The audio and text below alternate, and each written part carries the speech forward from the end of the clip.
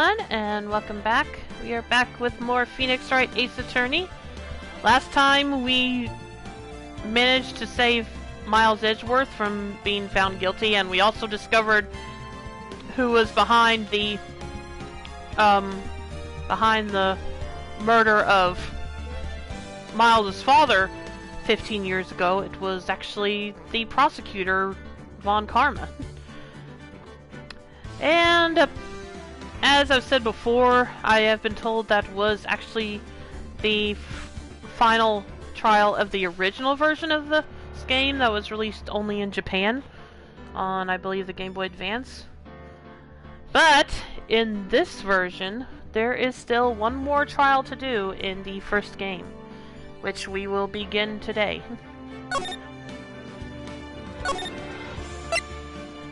So let's get started.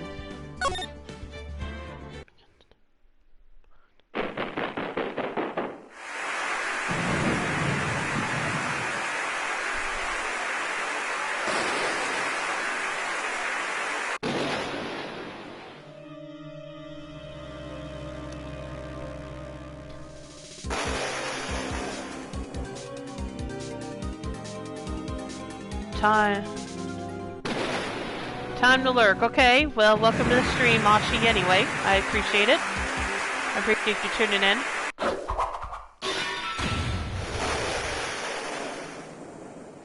Okay, that was pretty dramatic.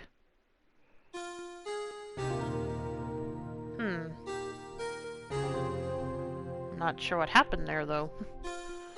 It's been 2 months since Maya left the office. 2 months without a single trial. I've had offers, but none I took. That is, until the day that girl showed up. February 22nd, 10:02 a.m., sorry. Wright and Company offices. Why do I come here to the office every day? It's not like I want to work. There you are, finally! Where have you been? My sister's trial is tomorrow! Who are you? It doesn't matter who I am. It matters who you are. The famous defense attorney, Mia Fey. What? What now? Oh, you're not Mia Fey, are you? I'm sorry, but Miss Mia Fey no longer works here. So you are the coffee boy? I'm Phoenix Wright, a defense attorney. Right. Wait! You're the Phoenix Wright? The Phoenix Wright from the Edgeworth murder case? Yes, that's correct. It wasn't Edgeworth who was murdered, though. Right. Oh, that's a relief then. You're better than nobody. I'm sorry. I'm afraid I'm not taking cases right now. But you are Phoenix Wright, right? The undefeated defense attorney? Look, I'm not accepting any new cases. I'm sorry, but you'll have to try elsewhere. Please! I'm out of time! But... Please, you have to help! It's my sister!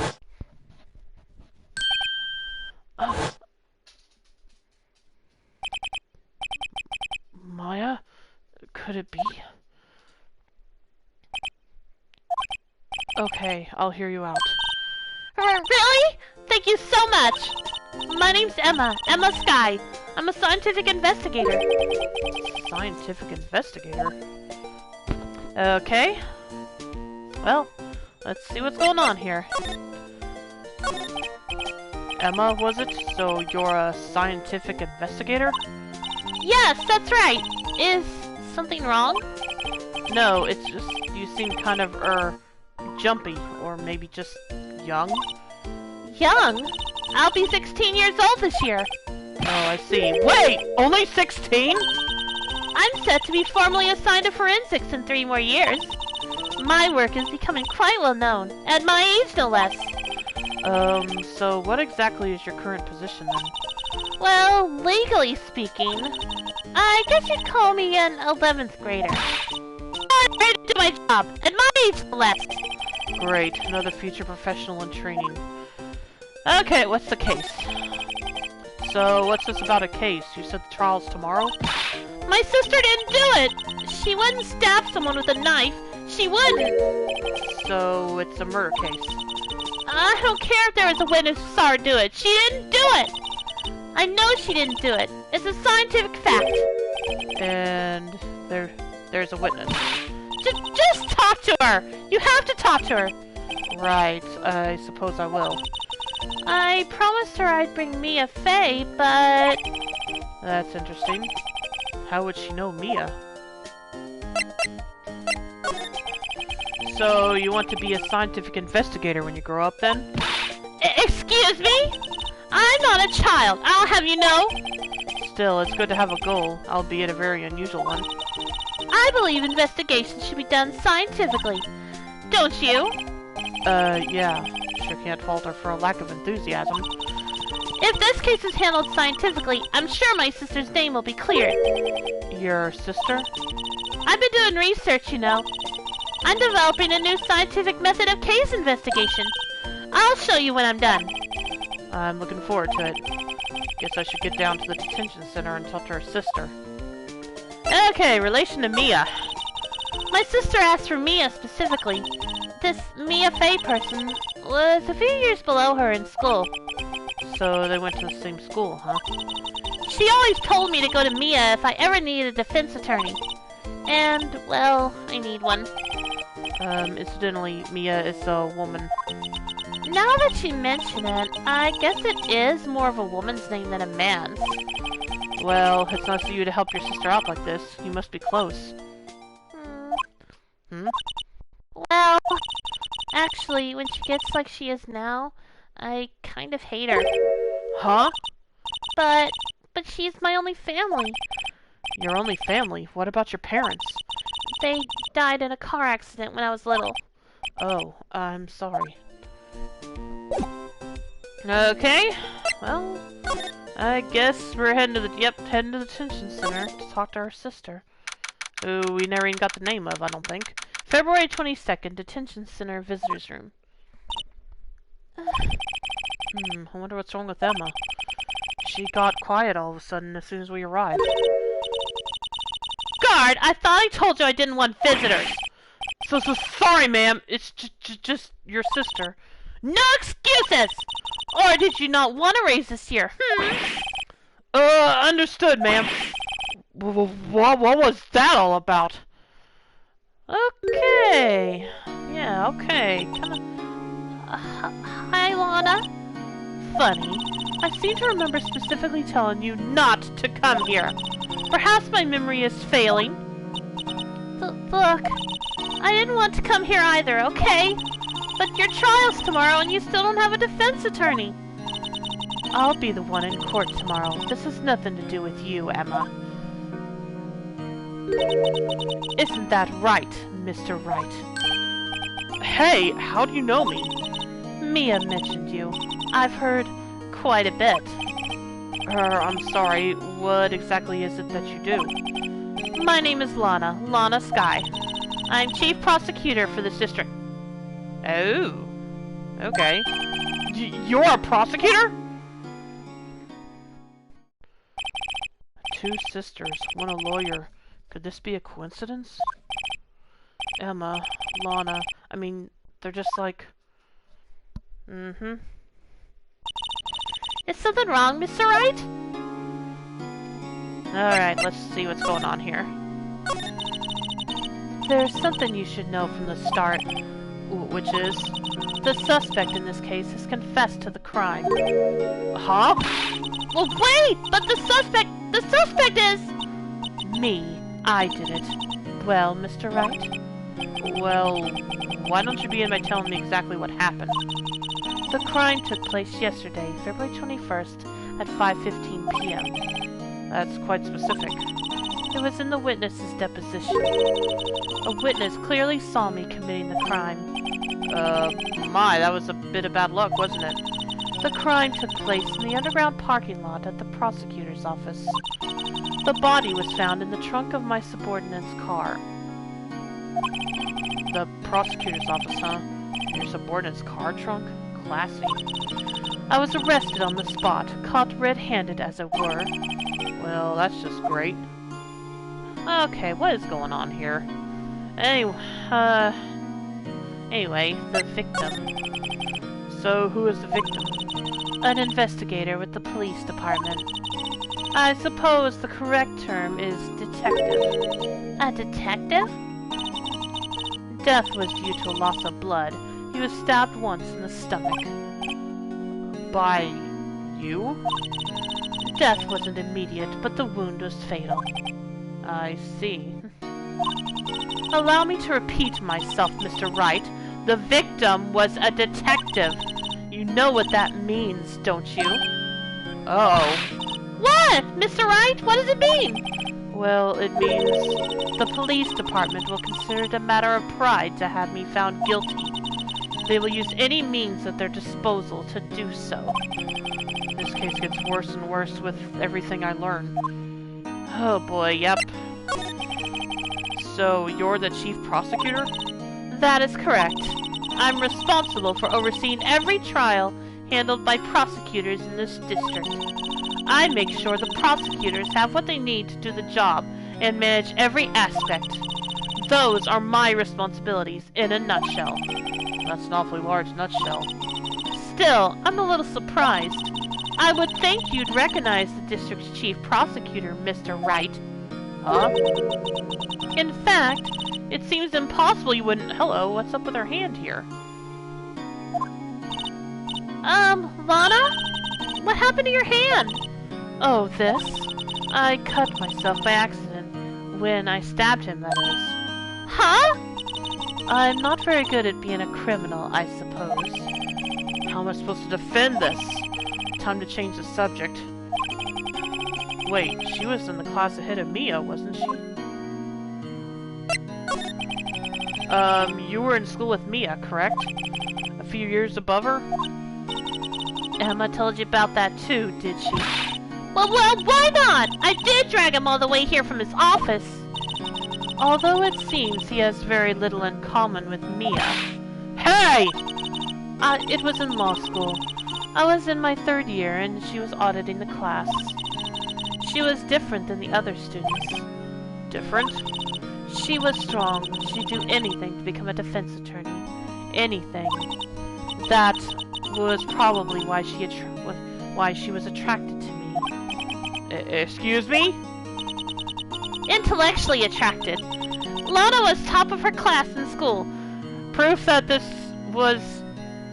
Wait a minute. Proof that this case was added for the North American release. Of all the cases in the Phoenix Wright games, this is the only one that does not have Turnabout in its name.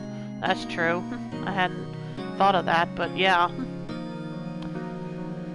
So wait a minute, this wasn't even in any of the Japanese versions of the game, or did it eventually get released there?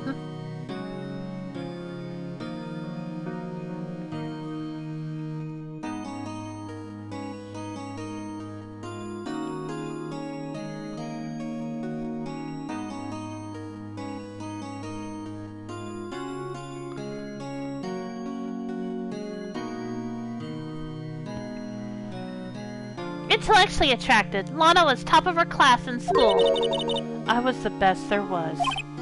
Oh.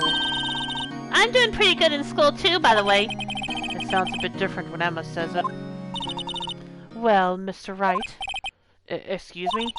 As you can plainly see, I am admitting my guilt. I think it's safe to say there's no way you can take this case. None. But Lana! Why? Why are you doing this to me? You never think of anyone but yourself. I know you didn't do it, Lana. I know! So how can you say you did? If I lose you, I'll be all alone. I hate you, Lana! Mr. Wright? Yes? I believe our discussion here is ended. The rest, I leave to you. You mean your request of my services is your defense? Don't lose any sleep over it. Your client has confessed after all. The case is over. Right, I'll do what I can to get to the bottom of this. Lana has confessed to the crime, yes, but something doesn't fit. It's that look in Emma's eyes. There's something else going on here, and I'm going to find out what. I'm sorry, Mr. Wright. Huh? About what? My sister, she's not always like that, you know. I just never expected to be defending another prosecutor again. She's changed a lot. She used to be so gentle, always smiling. Everybody liked her. I see. Sorry, but I'm having trouble imagining that. What happened to her? I don't know for certain myself. I think maybe she... well, maybe not. Sounds like there's something there that defies a simple scientific explanation. Let's go check out this underground parking at the prosecutor's office, shall we? Okay! So, I guess she's going to be Maya for this case.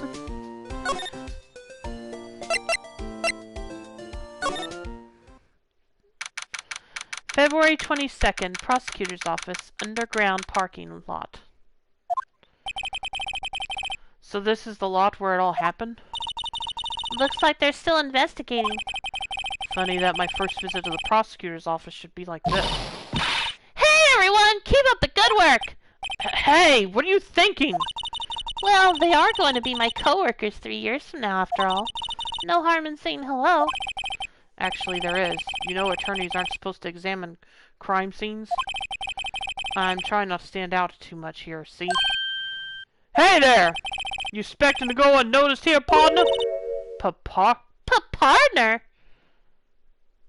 Oh, hello. What do we have here?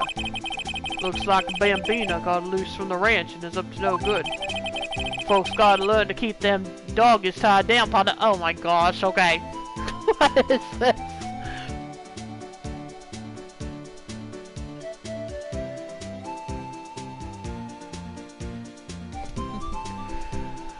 Oh boy. Okay. Mr. Marshall! Oh lord. Marshall looks more like a sheriff to me. Look ahead, Bambina. I know how you feel. But this is my gang's gold strike, see? Strike? This is our claim, our territory. With a mother load of evidence. If you're fixing to mess with what's ours, you'll regret it, partner.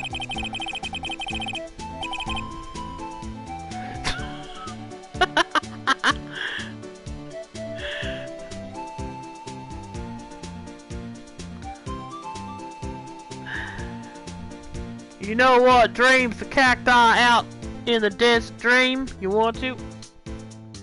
Whatever. What's this guy talking about? Yeah, that's what I want to know.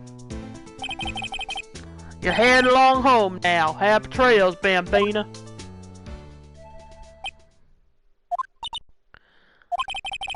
Was that a hombre, a friend of yours?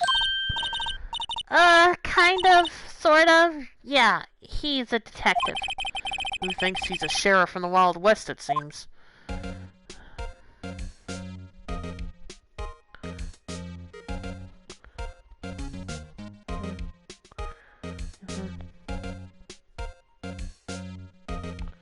Yeah.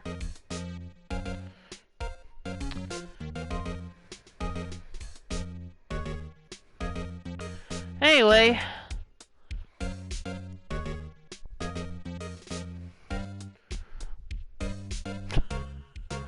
It's okay.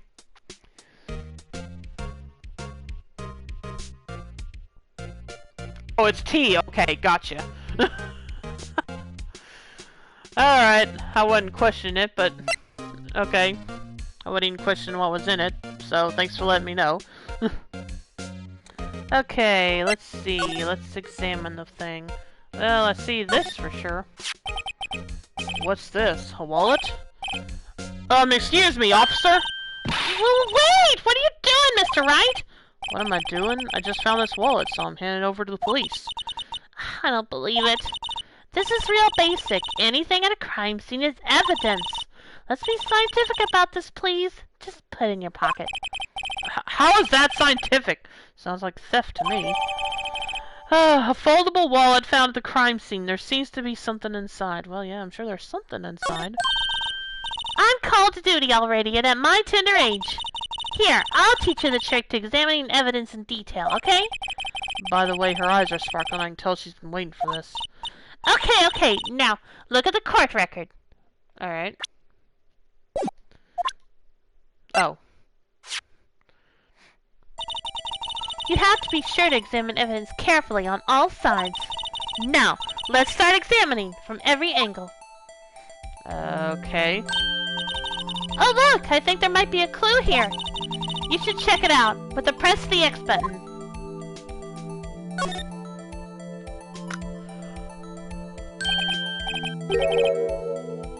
Oh, so it wasn't his wallet. This is an ID card. Sergeant Bruce Goodman, ID number 5842189. See? Well, isn't scientific investigation useful? I guess, though I don't see what science has to do with it. Goodman's ID added to the court record. An investigator's ID card found at prosecutor's office crime scene, ID number 5842189. Let's be sure to examine every piece of evidence we find. I guess I've got to be on my toes from now on.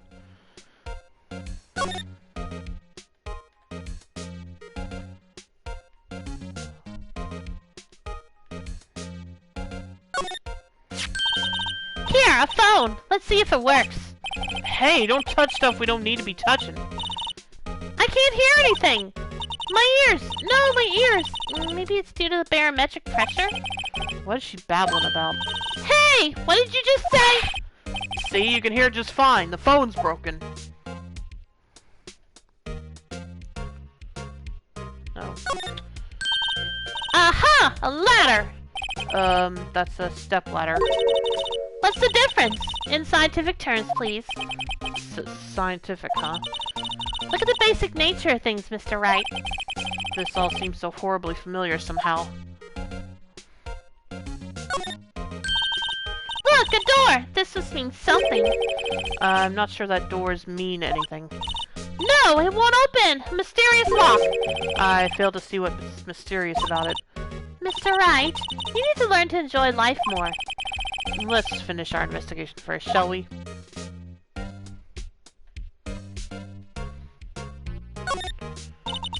This is where the cars leave the lot. The arrow on the ground makes it look more like an entrance. What are you talking about? It's plainly an exit. Well, maybe it's both. Kind of a dual purpose. Aha! The theory of relativity. What? I've got to write this down. Hey, Mr. Wright! Maybe you know, was Mr. Relativity German? Or was he British? Mr. Relativity? Are you sure that was his name? Well, somehow I doubt it.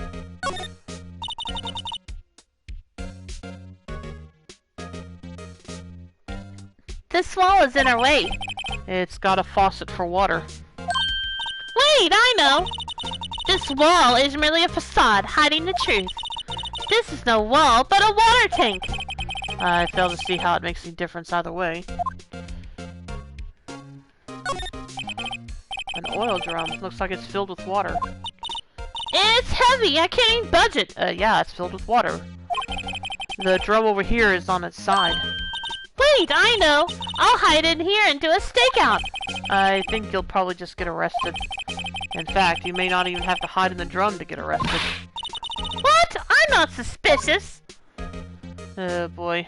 Oh, there's more to look at. Oh, hello. Oh, right, the car. Well, no time to waste. Let's get hunting for clues. I wonder what this is. Well, partner, looks like you got no intention of going home quietly. The sheriff. Like I said before, this here's our claim. You'd best be moseying along, unless you're fixing to bite the bullets. God, scary! Could you just tell us one thing? Who owns that car?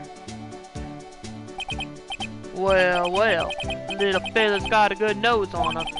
You want to know who rides that red Mustang with the body and a saddle, eh? What the hell? Please! No problem, partner. About time for victuals anyway. Get yourself to the saloon up on the 12th floor of the prospector's office. I'm missing Gumshoe right now. Might just find you a Sylvester. You're like, oh, what now? Sylvester. I don't know what that means. Let's see here.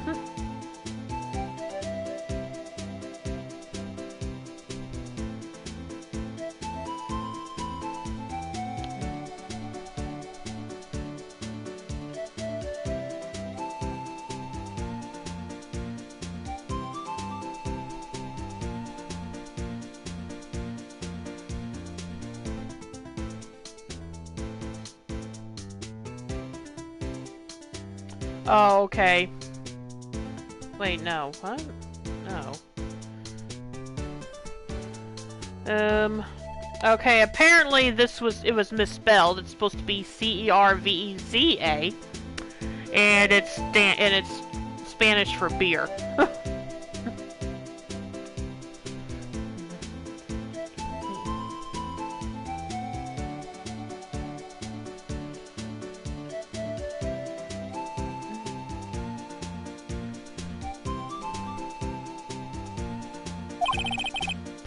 Prospector's office? Where does this guy think he is? And when, for that matter? Note to self, look up Vittles, Saloon, and Cerveza. Maybe we should check out room 1202, the High Prosecutor's office. In any case, stay away from the car. You can look around here all you like, just keep your paws off our claim. Right. Great. I guess... Great! Maybe there are some clues around here, Mr. Wright. Let's check it out! Excuse me? Were you two all set? Us?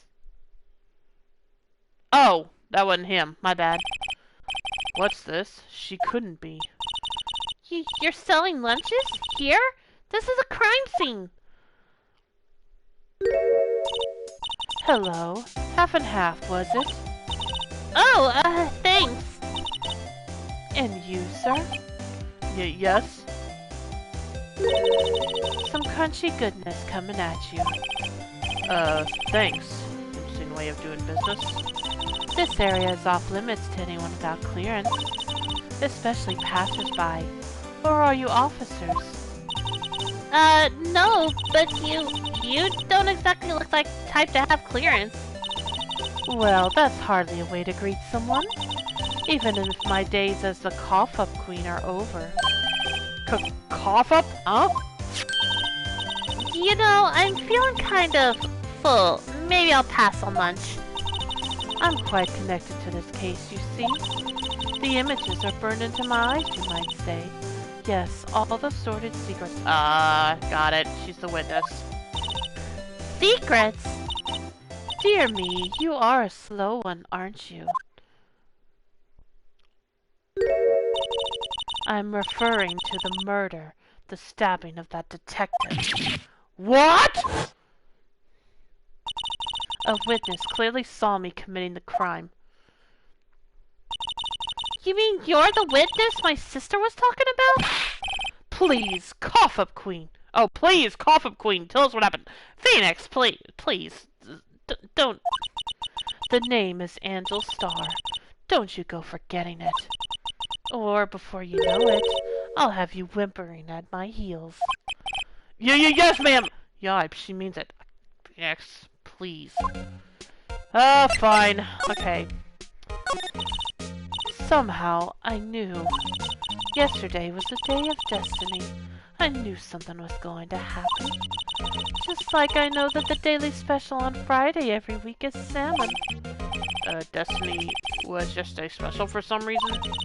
You're a defense attorney, right? You should know that. You should know the foul misdeeds of the evil ones who haunt this den of inequity. Evil ones? Prosecutors, they have no qualms at all about blackening the name of innocence. And yesterday they paid homage to the most evil one of all. They gave an award for King of Prosecutors. What a farce. So she's saying there was some sort of prosecutors convention yesterday. I was almost compelled to lace their lunches with something foul. Do you have a personal grievance against prosecutors or something? Or is there some kind of scientific evidence of this, evil? Young miss, mock me at your own risk. You'll soon find out why they call me the cough-up queen. Ew! The most heinous of all the evil ones, the one they awarded yesterday. It was in his car that they found the body. Proof that he devours the evilest lunches of all. Really? Really what? I'm totally confused. One thing's clear, this lunch lady has a thing against prosecutors. So, what exactly was it that you witnessed, Miss Starr? It was a fascinating spectacle, to be sure. I now feel I know what they say when they talk about a woman's wrath. To see Lana Skye wield that knife so... Her knife flashed in anger, bringing him to a sad end. It was truly a sight to see. You mean you saw the very moment of the crime? The sound of his silvery ties to this world being cruelly cut still rings in my ears, and the rhythmic beat of Lana Skye's knife. Wait a second, you know Lana Skye? Of course. It's quite a feat, becoming chief prosecutor. How many lunchboxes of sin did she pack to make that journey, I wonder? She always travels light. Now, why would this pretty lunch lady know the chief prosecutor's name? Could we ask you a bit about yourself, Miss Starr? I come here every day to sell lunches. I import only the freshest and best from the Far East. For some reason, the box lunches are a hit here. Why not make the lunches here rather than import them? Did you say something? No! Only true connoisseurs can understand. The kind you can only tell someone who has tried General Tso's Trilobite lunch set. Never mind, you win! I don't even want to appreciate part of a Trilobite's flavor. Anyway, I come here every day to sell lunches. My boyfriend works in the security room here at the prosecutor's office. Your boyfriend? See the security room over there? The glass-walled booth? I sell my lunches, and since I'm here anyway, I drop in to see him. Since you're here anyway, I guess selling lunches is more important than romance. So, to scientifically analyze the data available so far, you, Miss Starr, are a lunch vendor with an ulterior motive for coming here. Useful analysis. Not. Okay. Did you have a bad experience with the prosecutor, Miss Starr? I sense some hostility. Hostility? Huh, perhaps. Prosecutors are all alike, and the bigger they get, the worse they smell. Kind of like 10-day-old clams in the chowder. I wonder if Miss Starr was involved in some sort of legal trouble in the past. That'd be for sure cause of food poisoning, scientifically speaking, of course. I mean, now you're talking, cough-up queen. I thought she was just a lunch vendor, but now I'm not so sure. Yeah, I wouldn't think so either. Anyway, I guess we're done here.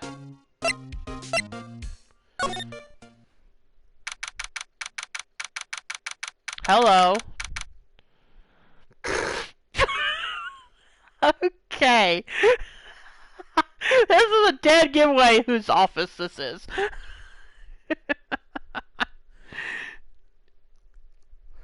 Anyway. February 22nd, High Prosecutor's Office, room 1202. This is the kind of room that just screams, I can do the job. quite a change from your office, really. Thanks. Hey, look! There's a trophy or something here. A trophy? What, that shield? It takes real nerve to display stuff like this. Whoever's office this is, they must be a real stuck-up jerk. Phoenix Wright. You never tire of prying into other people's business, do you? That voice. Yep. Long time no see, Edgeworth. Huh? Ah! Mr. Edgeworth! You know him from somewhere? Of course! I'm his biggest fan! My sister introduced us once, and... Right. Her sister is the chief prosecutor, after all. Well, what brings you here? I'll warn you, I've been known to be a real stuck-up jerk. No, gosh. He overheard. No! Did I? No! It was just Mr. Wright here. Hey! Don't blame me! Well, we're just here to investigate a murder case. Murder? A body was found in this nasty bright red sports car in the parking lot. That would be my car. What of it? Ouch! Okay, this just got awkward. What? Your car? I'll say one thing, she certainly can scream. Yeah, I probably don't do it justice, but that's probably for the best anyway. So the body was found in your car?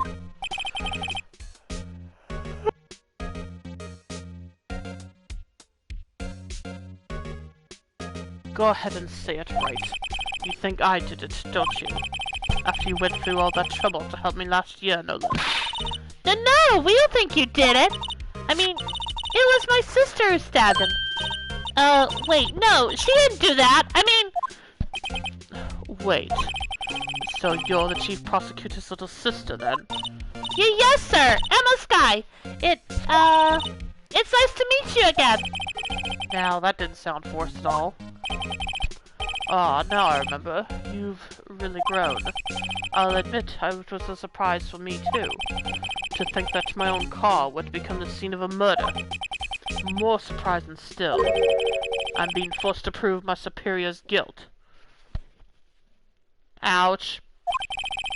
I can understand. Wait, what did you say? Lana Sky is the chief prosecutor, the top prosecutor in the district. She can't prosecute herself, so I'll be the prosecutor at the trial tomorrow.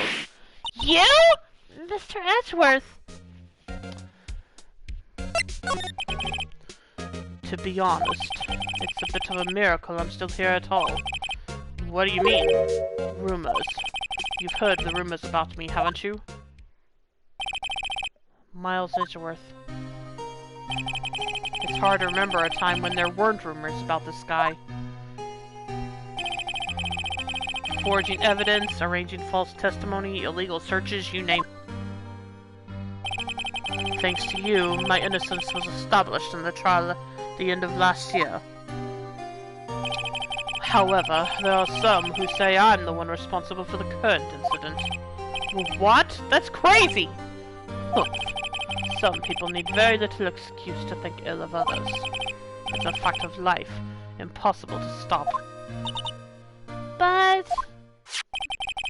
Some of them even go so far as to present me with toys like this. They think it's funny. Toys? That bronze shield? There's gotta be a story behind that one. Chief Prosecutor Sky, yes. We first worked together on a case 2 years ago. It was my first big case. That's right, I remember. 2 years ago? I wasn't even a lawyer yet. Since then, I always felt that she was looking out for me. It appears I was mistaken. Mistaken? Why?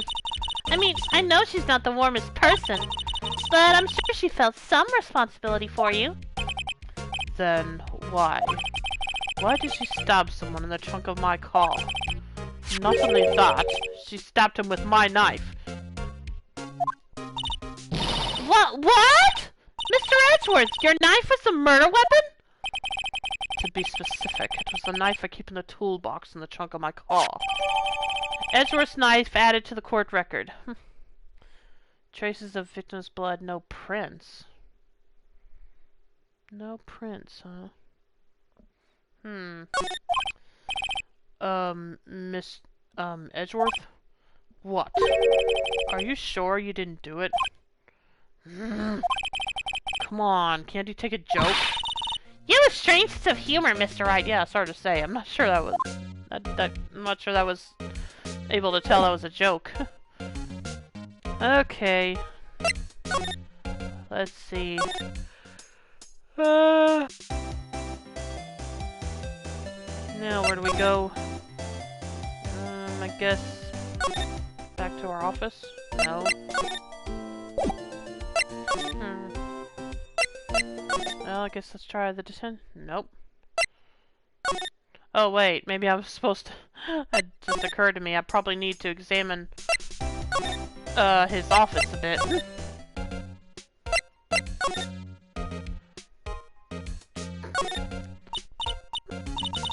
An amazing bouquet!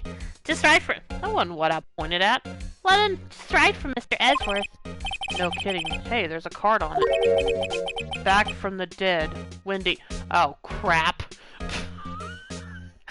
Oh, God. Wendy. I've heard that name somewhere before.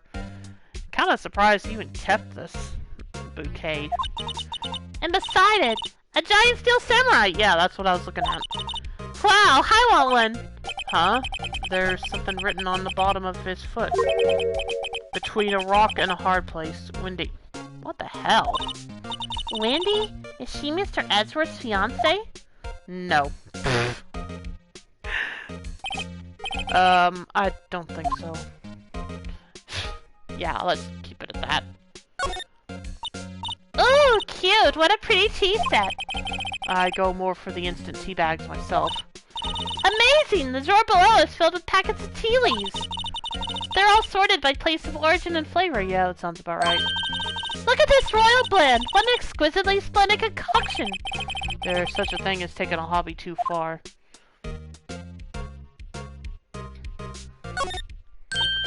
Wow, this jacket is even lacier than his usual ones.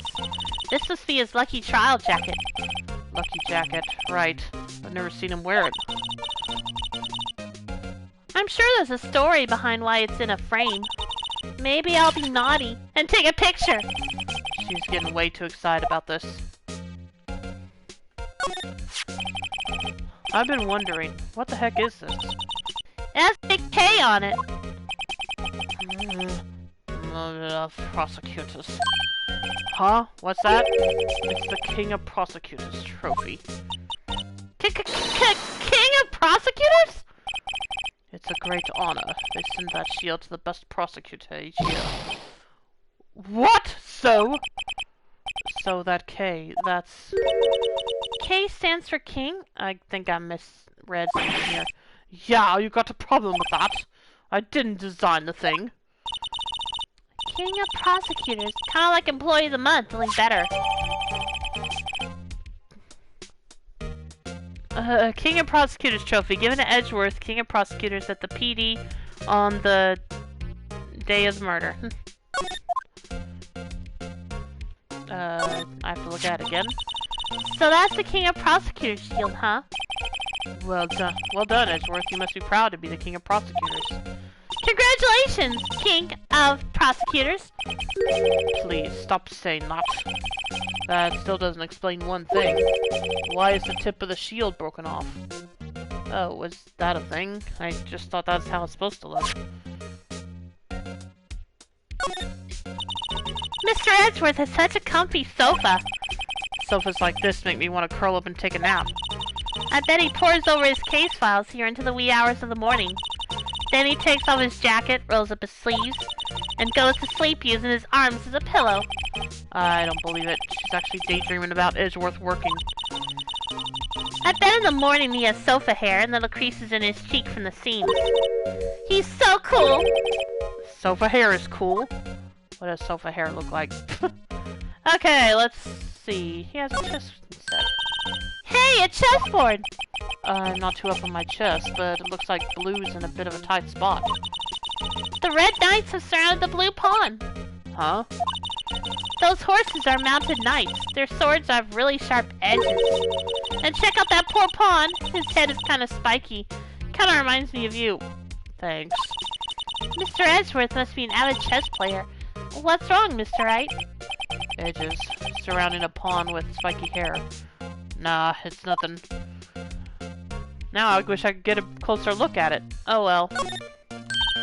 Whoa! These are all case files? They're stacked up to the ceiling. There's even a ladder. Odd. I thought Edgeworth wasn't good with heights. He must have someone get them for him. Maybe. Strange. Why did I just picture Detective Gumshoe? He must study these case reports so closely. He's so cool. You wouldn't say that if you saw him sweating bullets up on that ladder. Okay, let's check his desk. A work desk. It's quite tidy, as one might expect. What a nice desk. Easy to use and easy on the eyes. It's polished so well I can see my own reflection. No, dear. Strange. Why did I just picture Detective Gumshoe? So, basically, Phoenix is imagining Miles using Gumshoe as his maid, so to speak. Maybe I'll take that name plaque as a souvenir. Don't. He'll sue you.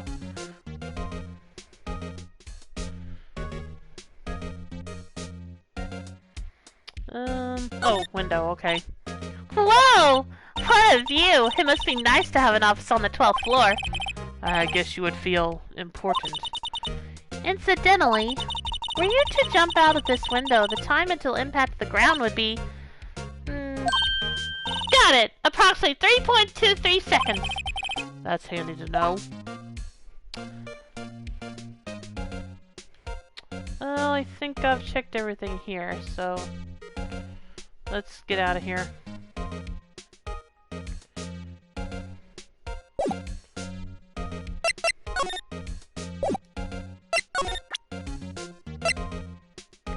Oh, actually, let's... say Edgeworth, I was wondering about this. Mr. Wright! Huh? What? Are you sure you should be showing that to Mr. Edgeworth? Oh, he'll take it for sure, won't he? I wish I could be on the same side as Mr. Edgeworth. But then my sister would be found guilty. If she sighs any deeper, I'm going to start getting depressed. It's against my policy to discuss evidence with the defense, especially with you. He doesn't like you much, does he, Mr. Wright? Nah, with Edgeworth it's never personal. It's all about winning tomorrow. So, basically this says you were the best of the best last year, huh? You can take that foolish grin elsewhere, right? I lost a day of work to receive that travesty. Huh? Why's that? I had to go to the police department to receive that broken shield. The police department? Yes, right next to the police station downtown. You've been there, haven't you? Where Detective Gumshoe works? Yeah. I was wondering something about your shield. Why is it broken? What does it matter? I've got more important things to worry about. Oh, right. He doesn't seem too concerned about his award, for better or for worse. Yesterday was a very busy day for the prosecutor's office. Maybe we should ask him more about yesterday?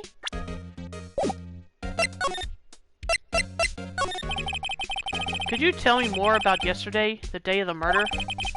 Yesterday was the annual cleaning day at the prosecutor's office. Cleaning day? Working with the police department, we sort and file all evidence for solved cases. We call it evidence transferal. Wiping your hands of old cases, in other words. Oh, and another thing. A ceremony was held at the police department. There's an annual review and awards for outstanding police officers and prosecutors. And that's when you got the shield? I was at the police department yesterday afternoon. I got back here at 5:12. That's very precise. People like myself and Mr. Edgeworth pride ourselves on our precision, Mr. Wright. No, I place little faith in my memory. The only thing I trust is solid evidence. Ah. Parking stub. Record of parking in the prosecutor's office lot. Entered lot at 5:12 p.m. Edgeworth's parking stub added to the court record. This is the parking stub from the underground lot. The murder took place around 5:15. So the murder happened right after you got back. What, Wright? I'd appreciate it if you direct that suspicious glare elsewhere.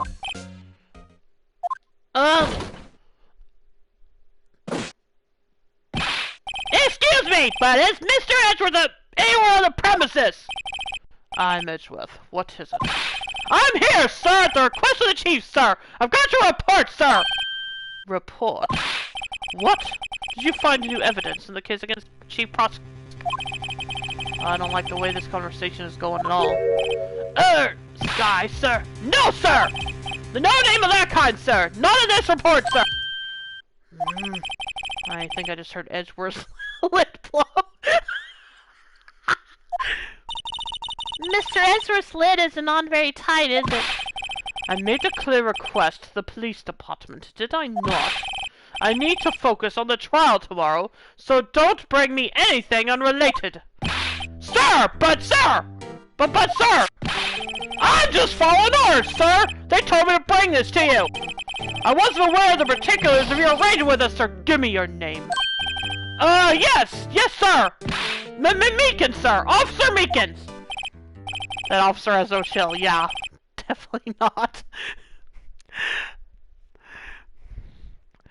Yeah, you might can guess what Danganronpa character I may have based his voice off of.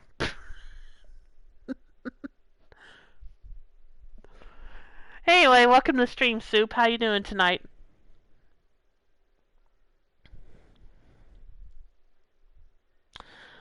Right, Officer Meekins, take your report and leave. And good luck with that raise next month. But sir, I didn't know! Poor guy. Looks like he was absent on the day they gave out brains and good luck. Ouch!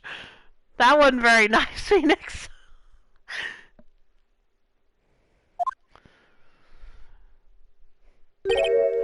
Right. Yes, sir! Kai, caught me off guard. As you can see, I'm busy.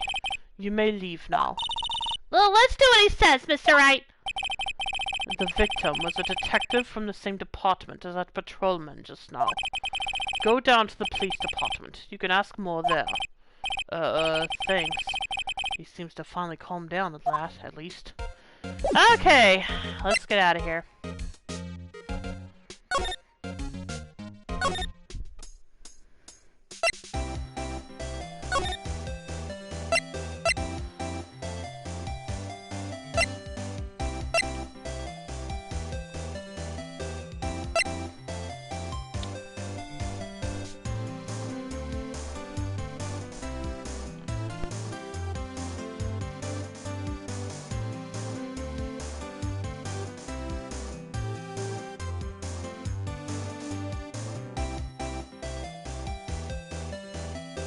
Just a moment.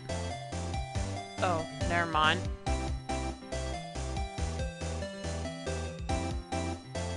Yeah, I'll be right back.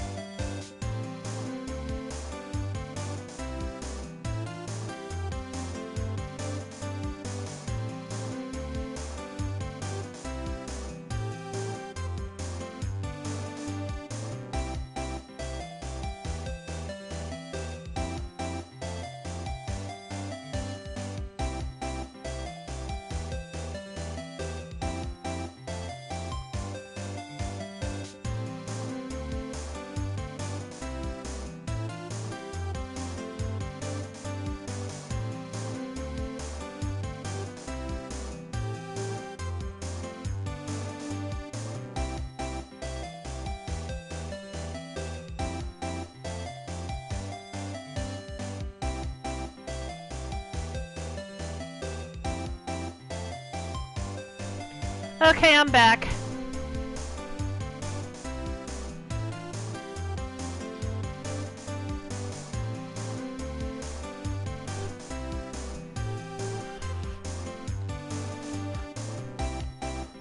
Thanks. Yeah, I was saying, I bet you can imagine what, Danganronpa character I based that officer's voice on.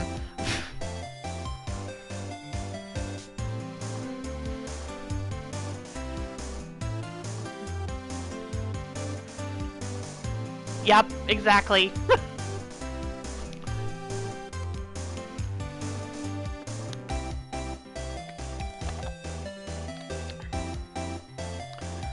Good old Taka. The ultimate moral compass. Anyway, let's head to the police department. February 22nd, police department entrance. I think this is the first time we've actually seen the entrance. Phew, we're finally here. Why would they put the police department so far away from the prosecutor's office? Beats me. That took almost 30 minutes by taxi, and traffic wasn't even that bad. The police department, huh? I've only ever been to criminal affairs next door. Hold on, what's that? Didn't we see that inside, though? I thought Taka was the ultimate eyebrows, that too. Disturbing! Why does it undulate like that? Oh, wait, I know. This is the Blue Badger. They're trying to make him the police mascot. Wow, Mr. Wright, you sure know a lot about the police. Still, he does seem familiar somehow. Forget the Blue Badger. Who's that next to him? Someone appears to be dancing with the Blue Badger. Uh-oh, he noticed me. He sure is running over here fast. Hey, pal! Well, what are you doing here? That's my line, Detective Gumshoe. Specifically, why were you dancing over there? What? Well, at least he doesn't seem to be busy. This is our chance to get information. Hey! I'll have you know I'm a very busy man, pal! Is everyone able to read his mind all of a sudden or something? Because I thought that was always things he was thinking to himself. The blue text. I'll give you one word of advice, pal. You better not agree to defend the suspect in this case. Too late. Well, why not? Huh? Well, it's just that the chief prosecutor has confessed to the crime. She says she summoned the detective to the prosecutor's office and she killed him. Okay, so that is the guy on the ID card. But what if she's not telling the truth? Yes, well, no. Come on, pal. There's plenty of evidence against her. But what if the evidence is faked? Hey, pal, can I speak to you for a second? Huh? Me? Why is this little girl so peeved at me? She's a relative of the suspect. She's Lana Sky's sister. Whoa! The chief prosecutor's little sister? Just please investigate this case carefully, okay? Scientifically. Yes, sir! Oh, by the way, you might want to keep your voices down. You don't want to be overheard using police words like faked. Huh? It's a sensitive issue with us these days. Yeah, I imagine it is. So, what are you doing here, Detective Gumshoe? Me? Oh, well, nothing. Really. Nothing really. They kicked me out of criminals affairs. Ouch! Detective Gumshoe, what did you do this time? What do you mean, this time? Then, what happened? I know things are busy right now. I mean, with my sister's case and all. It's true, we never had a chief prosecutor murder anyone before. Only the highest ranked people are being led into the criminal affairs right now. The lowest ranking guy in there is our chief of detectives. They're not letting any of us rank and file detectives in at all. None of you? I know it's an important trial, but isn't that a little odd? So anyway, I thought I'd spend the day getting the badger dance down pat. Ouch. Isn't there anything else you could be doing? The chief of police himself is directing this investigation, pal. And Officer Marshall was assigned to the underground parking lot. Yeah, we met. Officer Marshall. Now that I think about it, Emma did seem to know that Marshall guy. A patrolman in charge of a crime scene. It's unheard of, man, pal! Wait, he's just a patrolman? Really? Hey. Let's see. Detective Gumshoe, what can you tell me about this? Hey, pal, this is a detective's ID card. You can't just keep that, you have to turn in to the police. It's people like you that get me into so much trouble all the time. Meaning Detective Gumshoe must drop his card a lot. Let's see, Bruce Goodman. Goodman. Sounds familiar. Nah, my mistake. But didn't you work together with him in criminal affairs? Whoa! Now I remember! Bruce Goodman! He's the victim! That's what I thought. Can you tell us more, Detective Gumshoe? Found in Mr. Edgeworth's car, stabbed with Mr. Edgeworth's knife, huh? What would drive Chief Prosecutor Sky to do such a thing? Well, wait, I mean, sure, of course, someone else really did it. Someone who must have a grudge against Mr. Edgeworth. The car and the knife do seem a little too well organized to be a coincidence. Poor Mr. Edgeworth. What could have happened? We have to find out a little more about what's going on with Edgeworth. Hey, that's it! That's the King of Prosecutors award that Mr. Edgeworth got yesterday. Were you at the awards ceremony, Detective Gumshoe? Of course, pal! I got an award for diligence myself. Yeah, I can see that. Congratulations. I was wondering, why is the award a shield? And why is it broken? Oh, there's a reason. I'll tell you what it is later. Apparently he's forgotten. But I was proud of Mr. Edgeworth for winning that award. Even with all the naysayers in the prosecutor's office. Naysayers must be because of the rumors.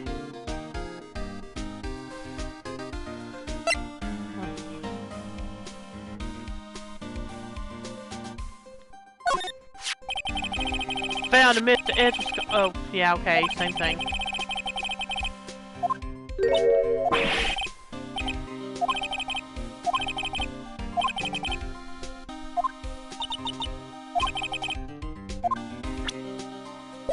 Okay, I guess we're done here. Oh, no, there's a couple more. Okay. So, this ID card belonged to the victim? He was a detective like myself. Detective Ross Goodman. Don't you think it's strange? I mean, why would the victim's ID card be lying on the ground where we found it?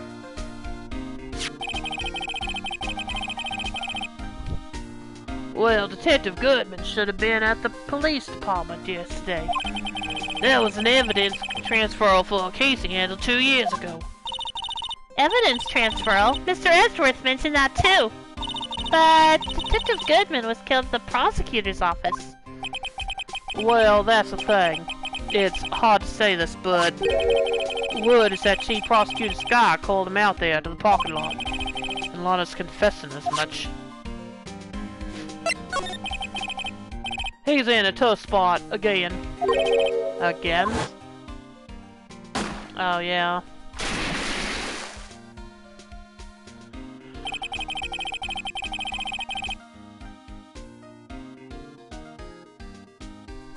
Well, it all started with the murder of that defense attorney, Hammond. But Mr. Edgeworth was found innocent! Listen, pal, there have always been rumors about Mr. Edgeworth. Forging evidence, making deals with witnesses. Nothing outright, but there were always whispered rumors. Ever since he was accused of murder, no one's whispering. They're practically shouting. But there's no evidence against him. Well, Mr. Edgeworth has always said had unusually strong ties to the department high-ups. It's only natural that people would be suspicious. I had no idea he was under the gun. Anyway, this latest case started a new rumor. People said the only reason he took this case is because he's aiming for the chief prosecutor position himself. Well, what? But I know the truth, pal. Nobody wants to be the one who has to prosecute the chief prosecutor. Mr. Edgeworth is biting the bullet on this one. He's doing this for all of us. Alright, let's see.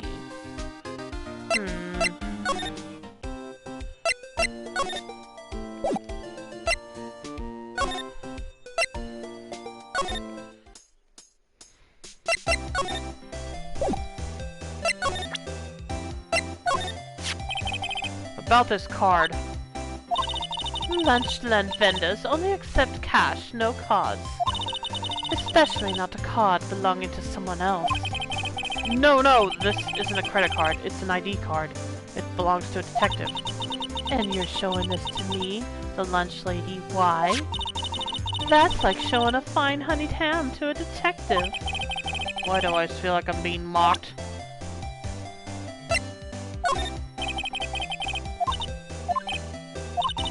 You said you wanted some hot tea, right?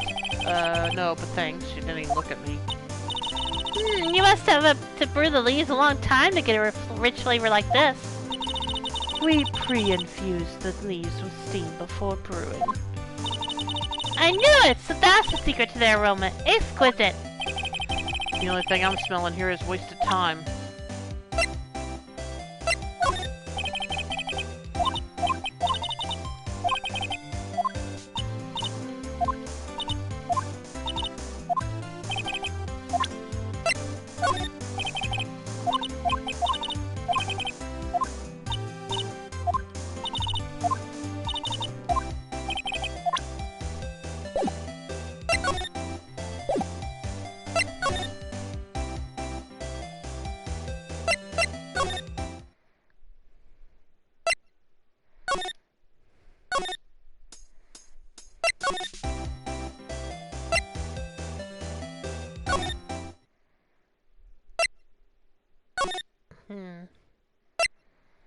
Not sure what else I'm supposed to do now then.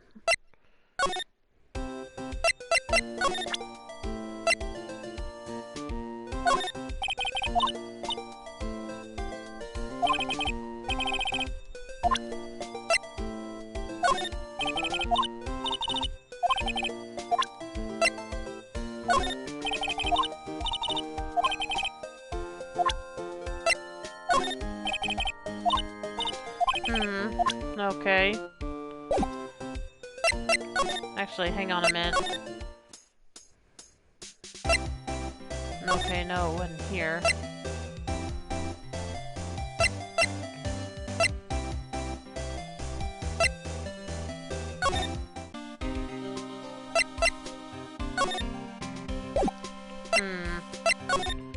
I guess I'm supposed to examine around here, now that I think about it. I was wondering about that. What, the dancing blue badger? It's my masterpiece. You made this, Detective Gumshoe? The chief threw together some designs and I just did my thing, pal. Nice work! It's battery powered, so it can go anywhere. There's no switch, so it just dances until the batter dies. Poor blue badger, fated to dance until he drops. Oh, this is a clue. Okay. Interesting. And that's all I know about that. I'm not official on the case, you know.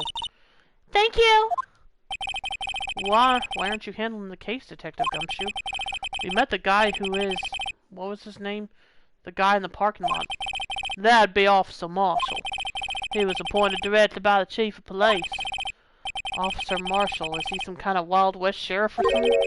No, Jake Marshall's just a regular officer. From West L.A. For a moment there, I wasn't sure. Look, pal, let me try to make things a little easier for you. Show them this, and they'll let you examine the crime scene. Maybe. Letter of introduction received from Detective Gumshoe allows bearer to investigate the crime scene. Okay. I'll be surprised if this gets us anywhere. Just act like you're supposed to be there. Nobody will look twice at you, pal. Alright. Well, I guess now we can go. February 22nd, Prosecutor's Office Underground Parking Lot. Looks like the investigation is still going. I have to be getting back to the shop. Sorry, looks like I'll be stuck in this pit till the sun sleeps. So I'll see you in my dreams tonight then, baby. Oh, was that her talking? I thought it was Marshall. Oh, still here? Hello? Why the surprised looks? Didn't I mention? I've got a boyfriend in criminal affairs too. Okay, so I probably was him. What happened to the security guard? Oh, I did have the right voice. Hey, what's wrong, Bambina? You're looking like a doggy that's lost its herd. Jake Marshall. Strange guy to put in charge of a crime scene. Angel Star has more boyfriends than... Okay.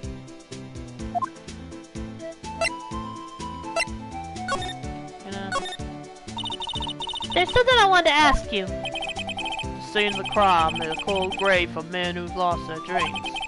And me, I watch over them as they sleep, dreaming of the death's harsh judgment. He's asleep! Well, should we show this hopeless case something to catch his interest? Marshall needs a raise. He has to use a knife to shave. Well, or that's just what he does to look the part. I don't know. There's something I want to ask you. The scene of the crime. Okay. Yeah, let's do that.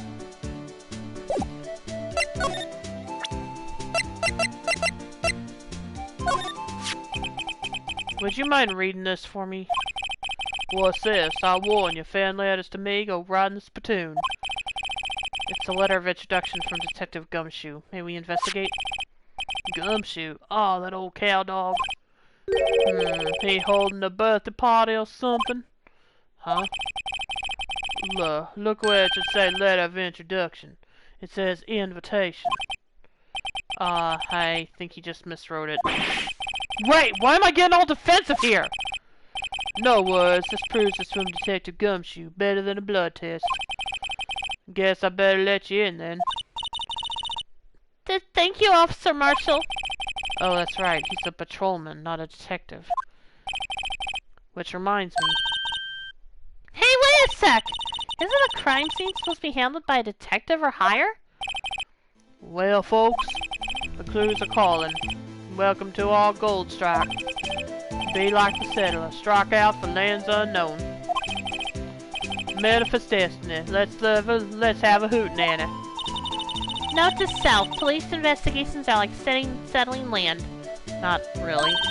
Well, Mr. Wright, what do you say? I say I won't be needing this anymore.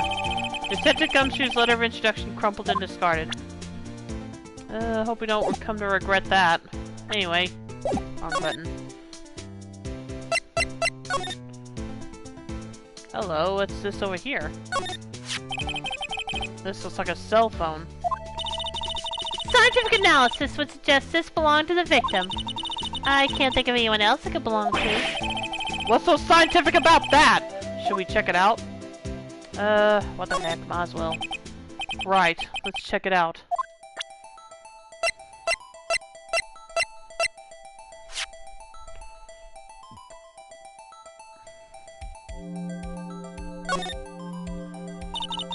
Man, what a boring strap.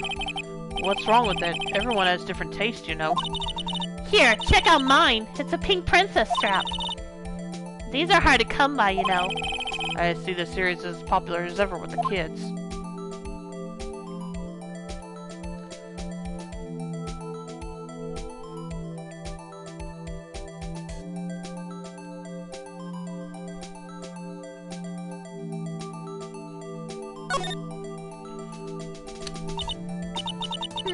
This phone's still on the redial screen. Redial? Mr. Wright? Most phones keep a record of all the calls you made and received. You just press the blue button to display the last number you called. It's convenient, isn't it? I'm surprised you didn't know about it. Sorry to disappoint you, but even I know about things like redial. Huh? Oh, I'm sorry. It's just, you never know with people from your generation. Whatever. Let's check this phone out.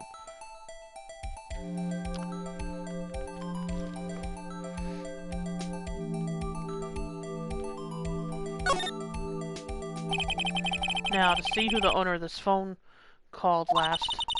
Note to self, a defense attorney doesn't think first, he just pushes a button. Phoenix Boomer. Yeah, that's what Emma seems to think of him.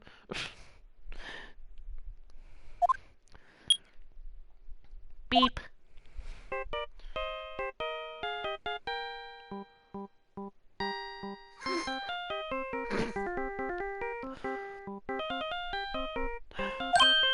Hey, that song! I know that! Hey, what's going on over there? Yep, me too. Beep. Sorry. I see you, partner. You pressed redial on that phone there, phone, didn't you? Oh, well, yeah. Whose phone is this anyway? It was on the ground over there. Whose is it? That belongs to Chief Prospector Sky. What? It's my sister's? How did she not know that? She apparently dropped it when she was taken into custody right after the crime. Look, that last call was made right when the murder occurred. Looks like she was fixing to call someone. Except she only spoke for a few seconds according to this. Who did she call? No idea. Sorry, partner. Now I got a question for you. She just insulted her sister's taste. Yeah, you're right, she did. Now I got a question for you, partner. I heard a phone ring just now. One of those newfangled ringtones. Oh, that? Oh. I'm sorry, that was my phone. Oh, okay, I was wondering about that. I was wondering why you were hearing a ringtone when we were doing a redial. Oh, wait! Oh, wait! Gosh, I'm dense right now. That means the last person she tried to call was... Okay. Well, what? Your phone? Yeah, it's kind of strange, but someone called me right as we picked up the other phone. A wrong number. I hope you're not lying. They shoot you for that in Texas, partner. Yeah, okay, as someone that lives in Texas, that's bullshit.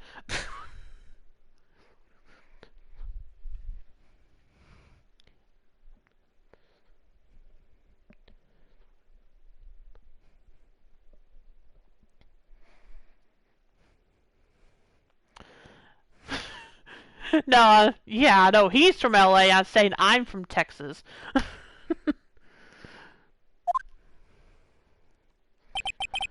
Uh-oh, I've inside the wrath of the Lone Star Patrolman.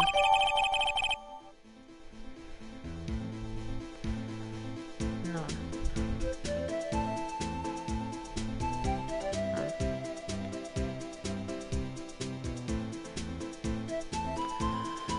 Cell phone, property of Lana Sky. Last call made at 5:18 on the day of the murder. Fellow desert victim here, not Texas, though. Gotcha. Property of Lana Sky. Last call made at 5:18. So that was 3 minutes after the murder. Anyway, cell phone add to the court record. Yeah, we're not done. We spent a long time talking about the phone. This rope, is it? Yep, they laid it in the outline of the victim's body. So, wait. The victim must have died when the killer closed the trunk on him. You have got to be the only person I know that would come to that conclusion.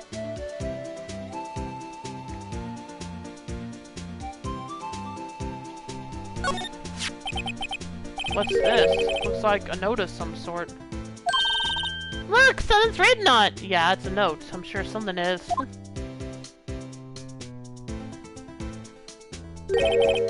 You're right. Let's see. 6, 7... Oh, that's an S. I thought that was a 5. 67S 122. There's a name printed on the paper above that. Goodman. Maybe it fell out of his pocket when he was killed. Well, so what does it mean, Mr. Wright? How am I supposed to know? Note to self. For deductive reasoning, go to Edgeworth, not Wright. I'm sure Edgeworth wouldn't know what this means either. Goodman's note. Victim's memo found in the car trunk. 67S 12-2.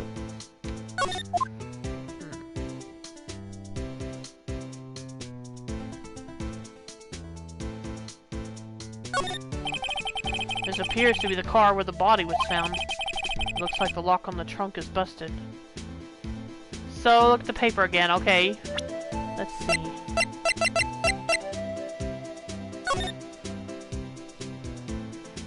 Six, 7S, 12-2. Okay.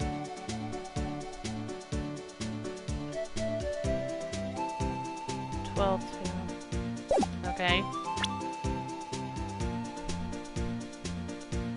Turn it upside down.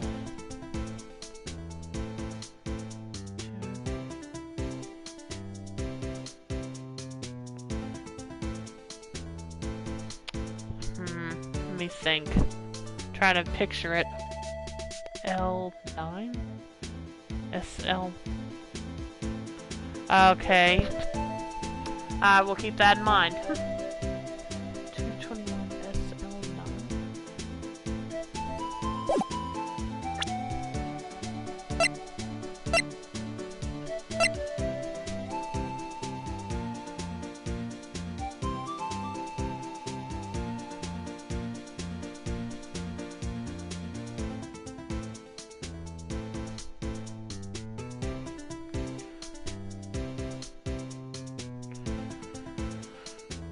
Anyway, it looks like the lock on the trunk is busted.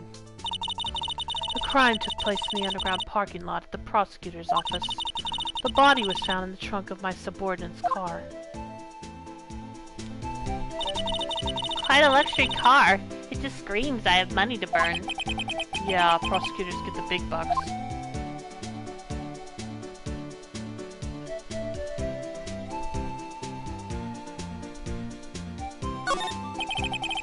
B block is through here. That's where it's through there. That's where visitors park. I can see the Lunchland car over there, far in the distance. Hey, you're right. I like the cute design on the door. I can see a cartoon cow munching down on a juicy looking steak. Okay, that doesn't seem in poor taste at all. Doesn't that strike you as a little creepy? Okay, thank you. I'm glad I'm not the only one who sees it. It's just don't think too deeply about it and you'll be fine. Yeah, good idea.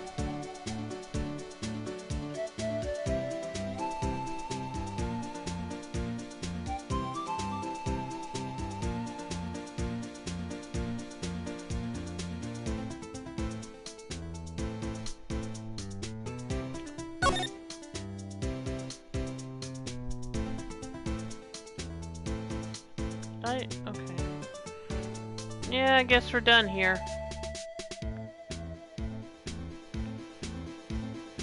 Yeah, I thought this was going to be something important because of the ladder, but it's not, apparently. So, yeah, like I said, I guess we're done here. Officer Marshall, could you tell us more about the victim? Good men always die young. Remember that, partner. You think she has her consultant on hand?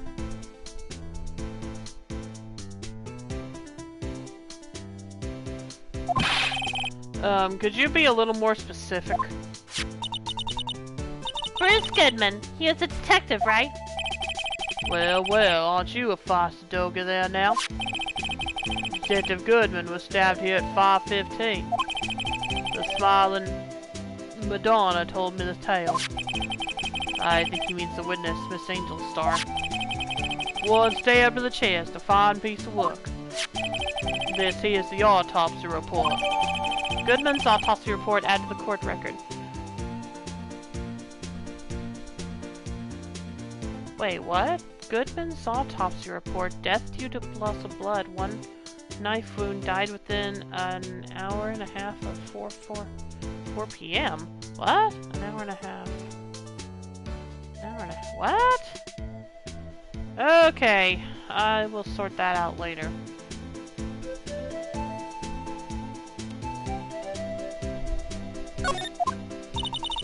Was my sister involved with the victim in any way? Funny you should mention that, Bambina. Chief Prospector Sky and Detective Goodman had nothing in common at all. Nothing in common? They apparently worked together on a case a few years back, so there's no motive. Goodman wasn't a particularly gifted detective. That's one reason why I didn't do much work with Chief Prospector. But my sister called the victim here on the day of the murder, right? Here, to this parking lot? So it seems, like calling an unarmed man to a shootout at high noon. I don't mean any offense, but Officer Marshall, you're a patrolman, right? Not a detective. You called me out, they shoot you for that in Texas. Yeah, whatever. Huh? I was one of them fans to shoot detectives till 2 years ago, to tell you the truth. Oh, really? Oh, really? Now he tells me. But you're a patrolman now, so how can you be in charge of a crime scene? Nothing gets by you, does it, Bambina? So why are you in charge? No reason. We're just short on hands right now. I'm keeping an eye out in the meantime. That's odd, though. Detective Gumshoe was saying he had nothing to do. Nothing important, at least. He's nothing but a sad old cow dog that can't find his tail. Maybe it's because he runs with that Edgeworth, eh? Edgeworth? That cow dog's been kicked out of this cattle run by order of the chief of police. Just, he don't realize it yet. Detective Gumshoe kicked out of the investigation? So there's no connection between Detective Goodman and my sister? That's correct, but there's a gold mine of evidence against her. And the prospector tomorrow is none other than Edgeworth himself. I'm afraid your sister's fate is decided, Bambina. Many condolences. Officer Marshall! Yeah, Bambina? How can you say that? You and my sister, you were... Is there something between this cop and her sister that I don't know about? I apologize, Bambina. Something must have gotten to me. Maybe it's that dry wind that's blowing through the prospector's office. Dry wind or ill will. Someone's up to something here. But who? Suspicions about Mr. Edgeworth have been flying around for nearly 2 years now. For forged evidence and arranging testimonies, you mean? He was unbeatable because he did whatever it took to win. Unbeatable, that is, until he met you. The rumors are just rumors, aren't they? These are prosecutors we're talking about. Evidence is everything to them. If you follow the rumors about Edgeworth to the source, you find one person. But they're off limits. Untouchable, you might say. One person? Who? Hate to say this, but it's your sister, Bambina. Chief Prosecutor Lana Sky. What? My sister? Edgeworth couldn't rustle all those cattle by himself. Some people load their guns with bullets, some load them with deals. What, you're saying Edgeworth was making deals to win trials? Where there's gunshots, there's bound to be bullets. That's what the old-timers say. There's a big old secret hidden around here somewhere. Everyone knows it. Is that why Detective Gumshoe was taken off the case?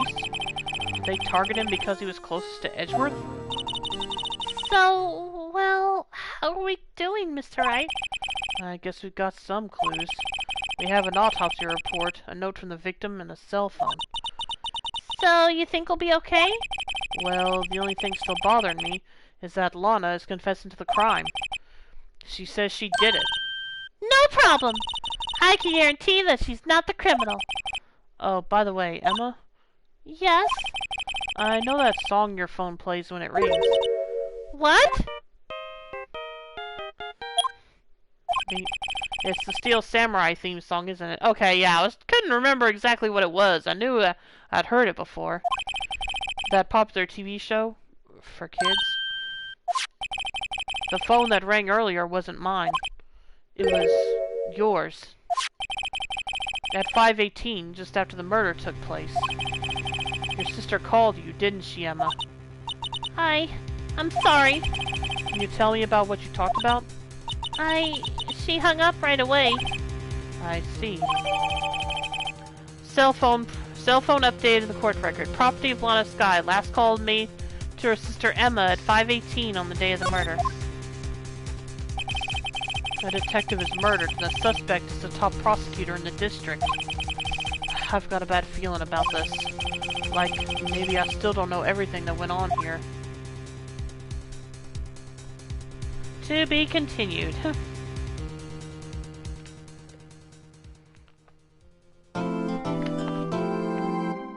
Okay. Yep, let's go ahead and save here. Yeah, we really don't have much to go on going into this first day. This is probably going to be difficult. Trial former.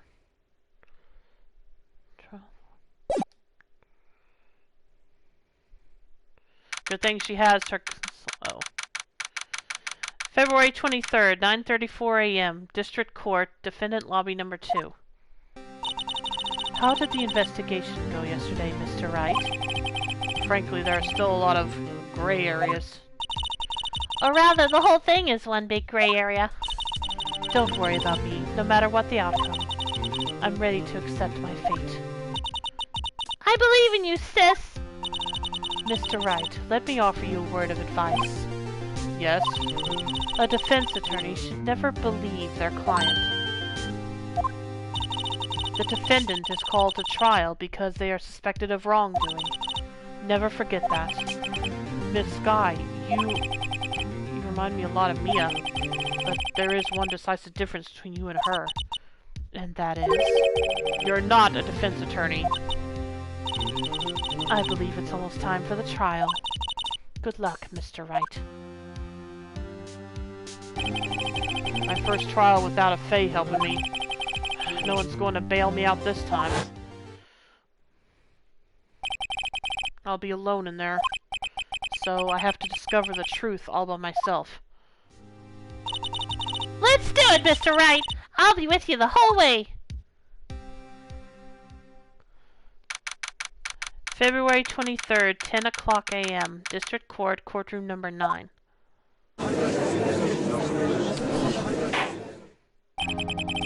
Court is now in session for the trial of Miss Lana Sky. The defense is ready, Your Honor. The prosecution has been ready for a while, Your Honor. Edgeworth.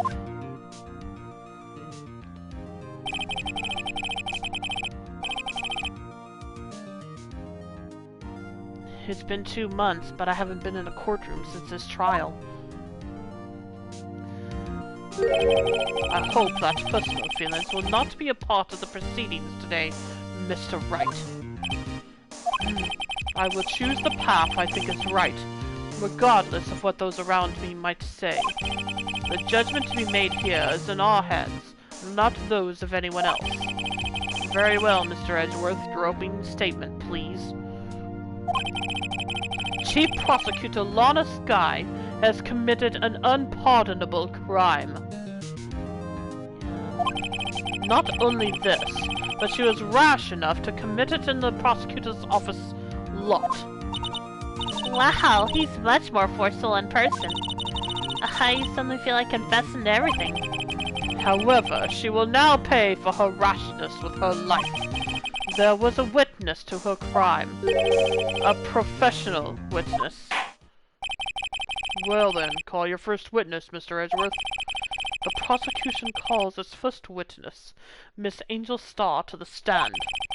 The Cough-Up Queen?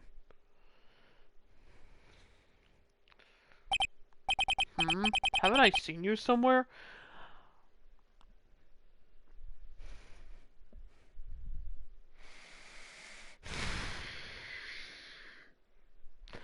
We'll discuss that later!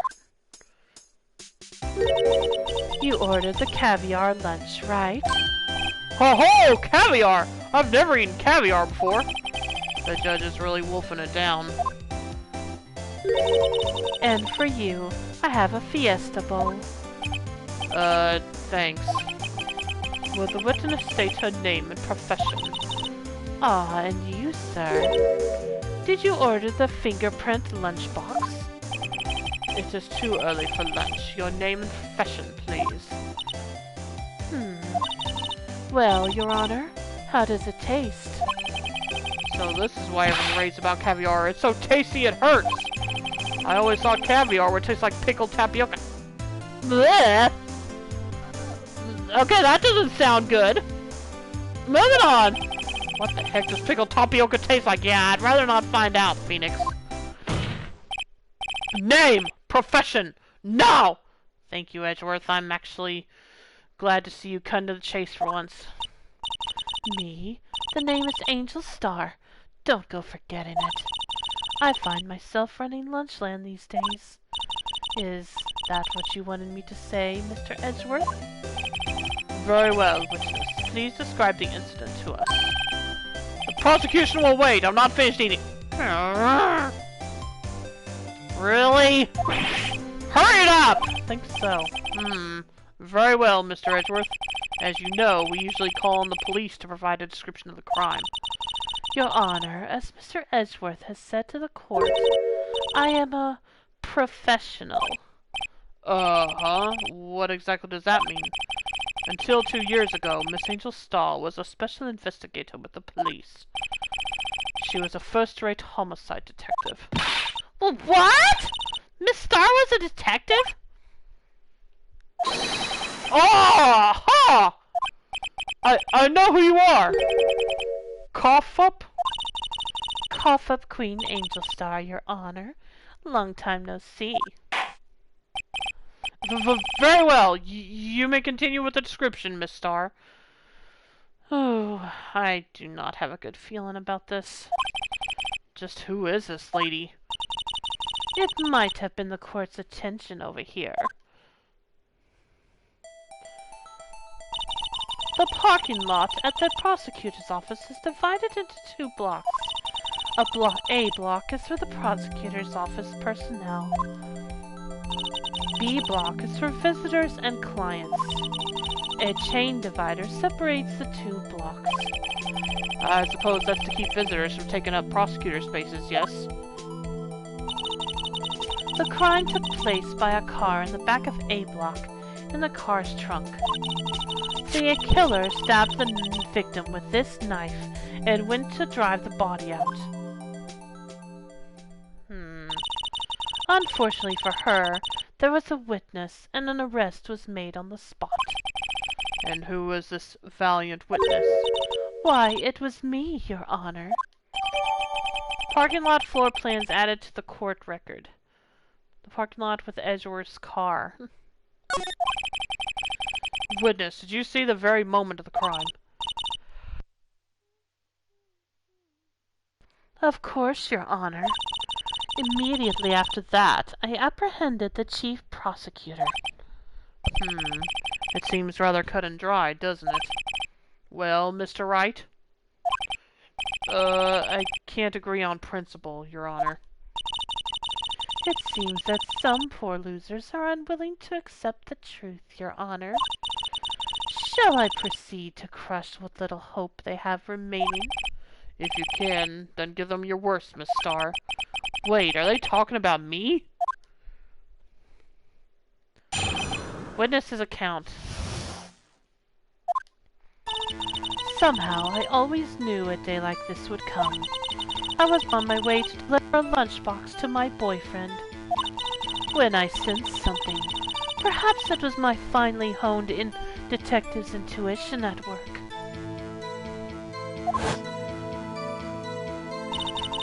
Through the wire fence, I saw the chief prosecutor standing next to a nurse car.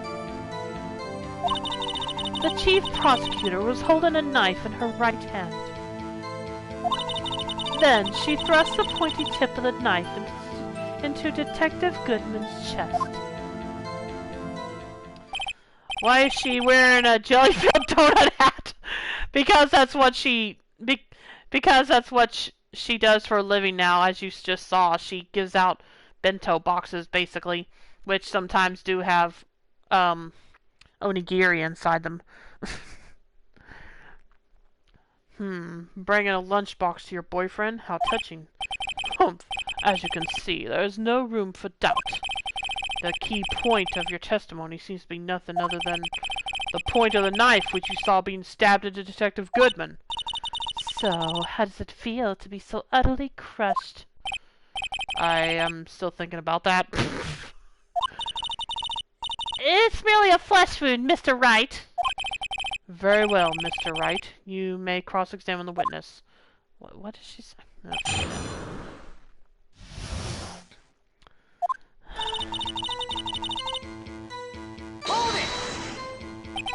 How did you know? I respect the prosecutor's basic abhorrence of crime, yet their methods are ugly and twisted. Twisted methods will always lead to tragedy. The lush lady's uninformed opinion is duly noted. Given that they are used to erasing inconvenient evidence at their whim. Killing off a detective that knew too much is merely an extension of that. Miss Starr, do you have something personal against prosecutors? I felt that I had found my dream job when I became an investigator.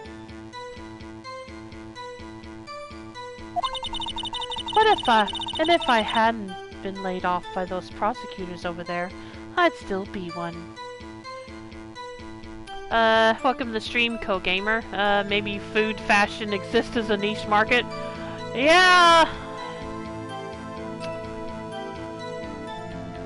Apparently so, either that or she makes her own. I don't know. Anyway, how you doing tonight, Co-Gamer? Welcome to the stream. Laid off? She was fired. To me, prosecutors are nothing more than worms. That said, I am a pro, as you know. My testimony is unbiased and flawless. That's good. I'm doing good. That's good. Glad to hear it. Very well. You may continue, Miss Starr.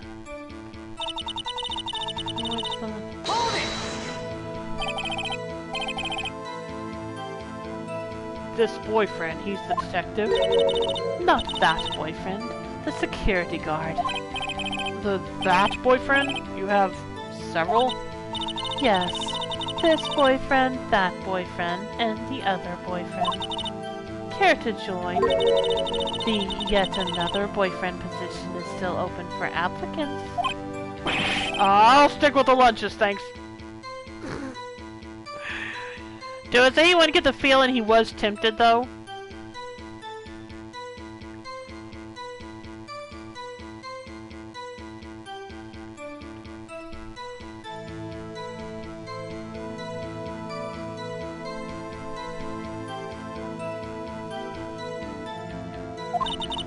Note to self, the judge had to think for applying. Okay, yep. We're on the same wavelength, Emma. The security guard room is in the lot in A block. It's up on the second level, so you can see everything from there. The second level. That would be the room with the security sign.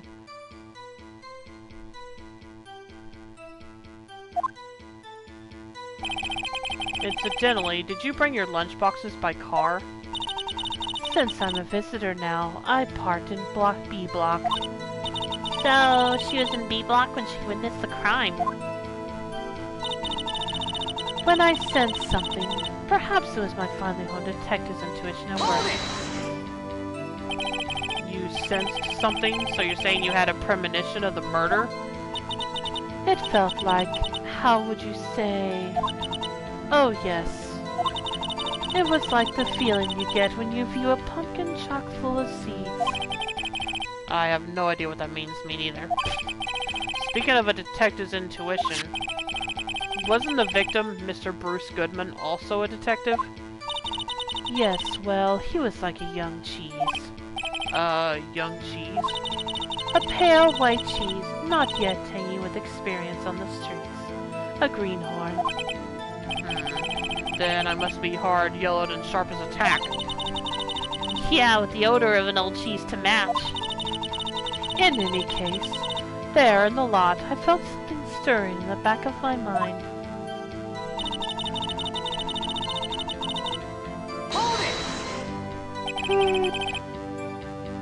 By Garish's car, you mean... Mr. Edgeworth's car, yes. Mr. Edgeworth? Incidentally, the knife with which the victim was stabbed was also Mr. Edgeworth's. Wasn't it? Indeed it was. What an odd case this is. And the person you saw, you are sure it was the defendant? I saw her from no further than 30 feet away. I am certain it was her. If she's telling the truth, we're doomed. Let's just do what we can. Even if we don't have any proof, we can always nitpick. Witness, in your testimony you clearly stated the following. Prosecutors are nothing more than worms. Ergo, you are a biased witness. You might want to keep those silly opinions to yourself in the future, rookie. Huh? Rookie? Unless you're willing to risk the consequences of doubting me.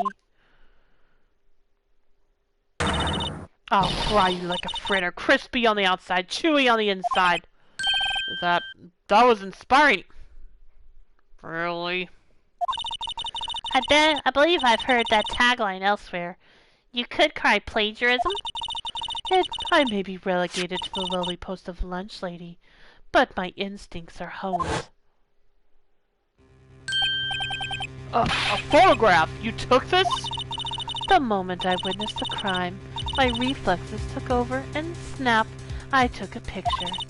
In fact, one of my lunch boxes is rigged with a camera. I suppose that's more exciting than just hanging around your neck. Witness, why am I only seeing this photograph just now?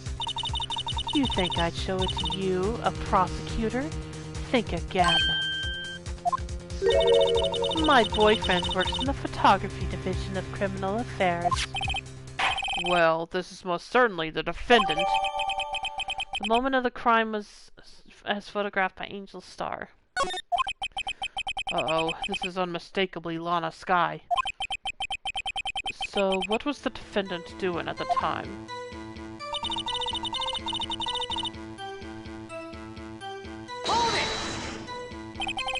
Tell me more about this knife that the suspect was carrying. Well, I'd say the blade was about 4 inches long. Is that right, Mr. Edgeworth? It is your knife, after all. Yes, that's about right. Prosecutors are, by nature, well versed in the location of a man's vital organs. I'm sure it was easier than boiling an egg for my egg salad surprise set. You can't testify as to her ability to kill an egg, I mean a person. Perhaps a chicken salad set would have been a better metaphor? So the defendant was holding a knife. What then?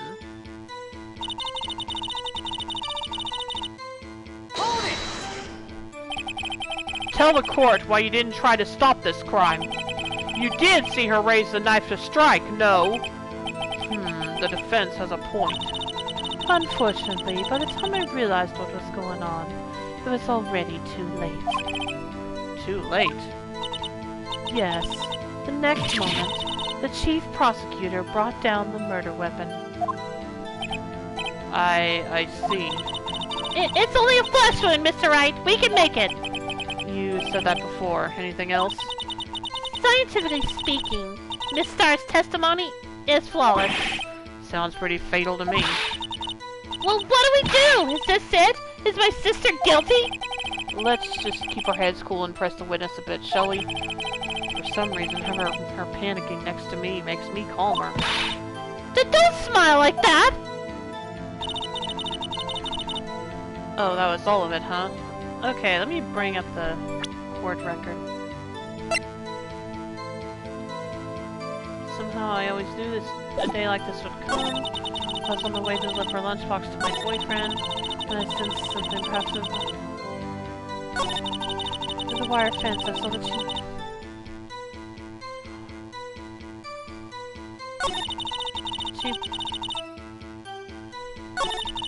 Then, then she thrusts the pointing.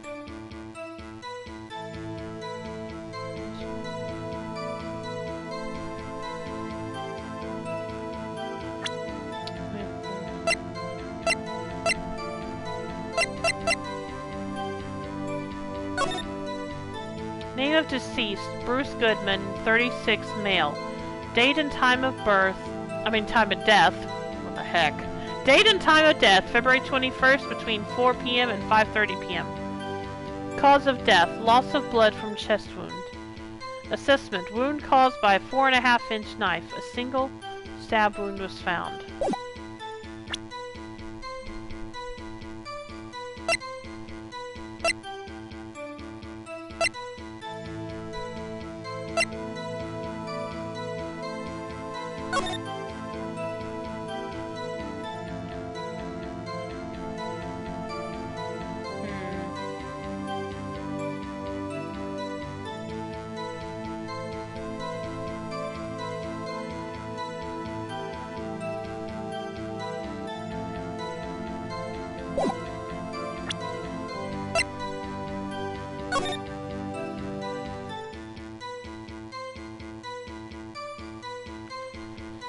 Okay. Means nothing right now, but I'm thinking about something.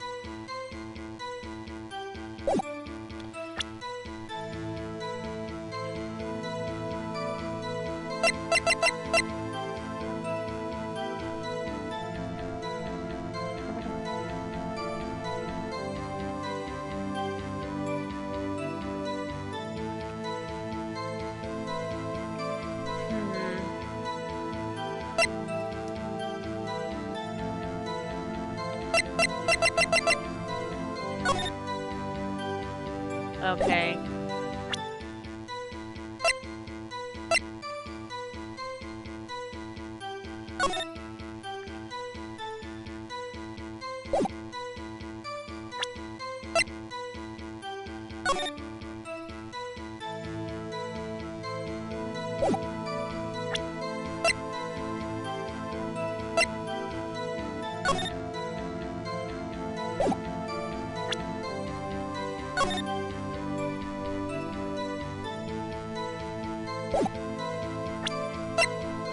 Yeah, I have no idea how this is going to end up playing into anything.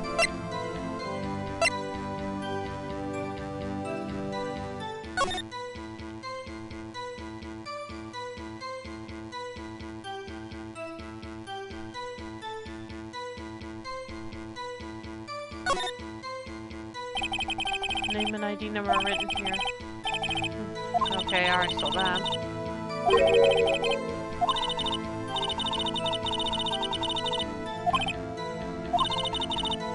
Here's Goodman ID Yabadob.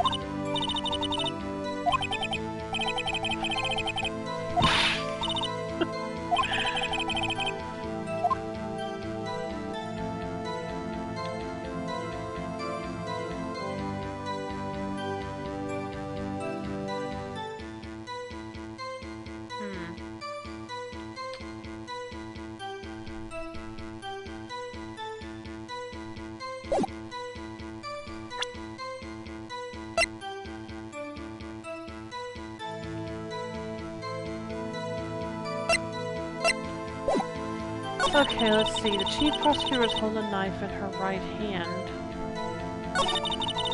There's a wire fence I saw.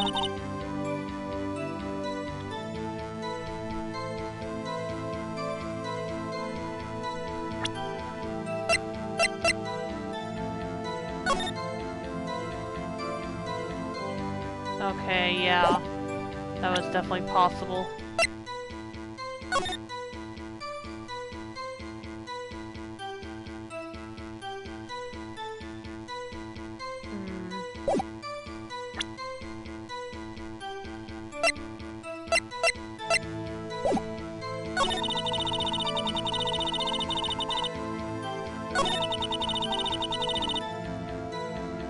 Yeah.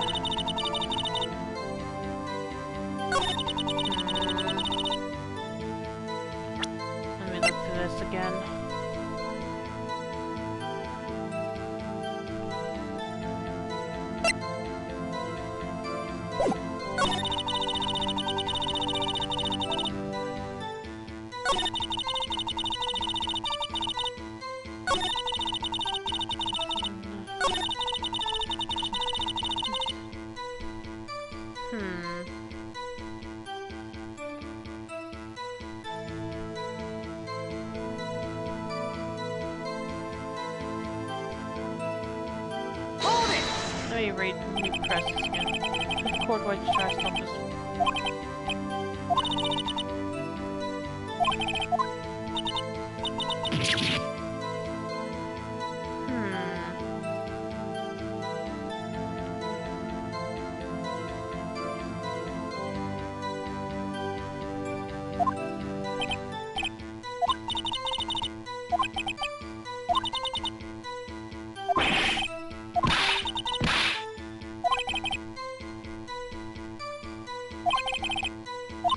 I pressed everything she said, though, and I can't think of anything wrong.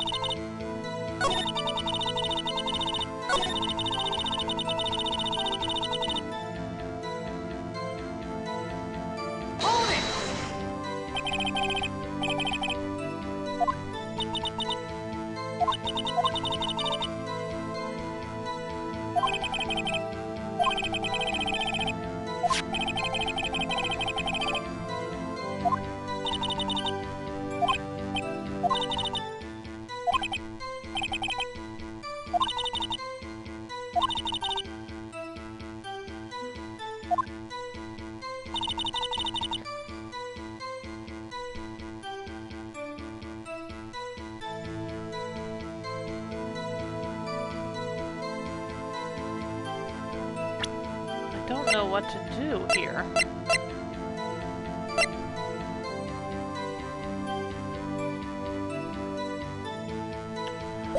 Wait a minute.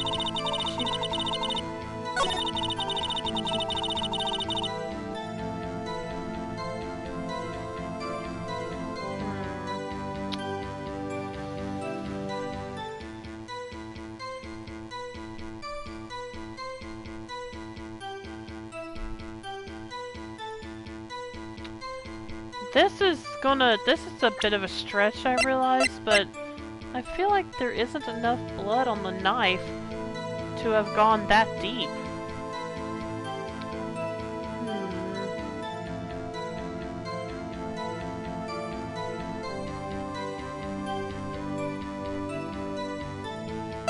Let me check the autopsy again.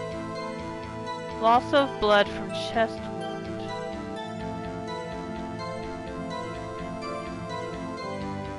Wound was caused by 4.5-inch knife. Okay, no, maybe.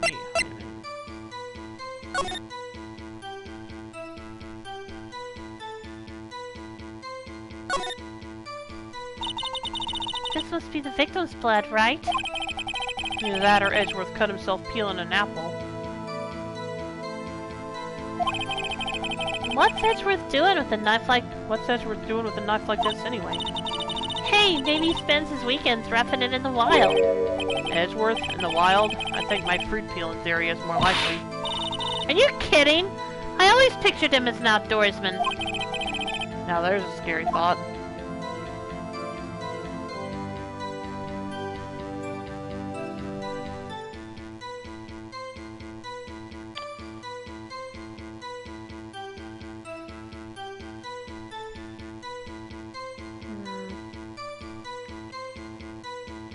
Feel like that's not...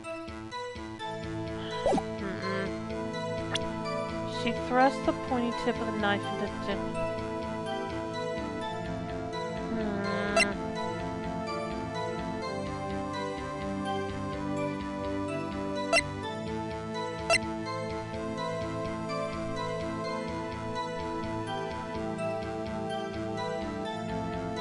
Though we did have a knife wound.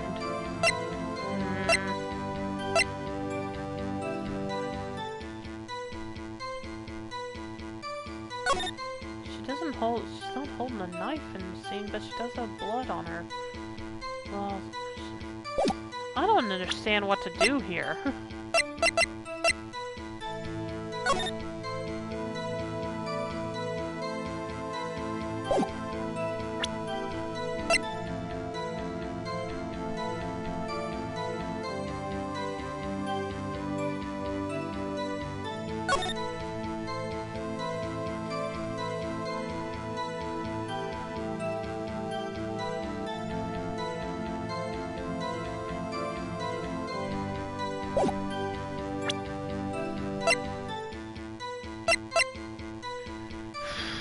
I have no idea what to do here.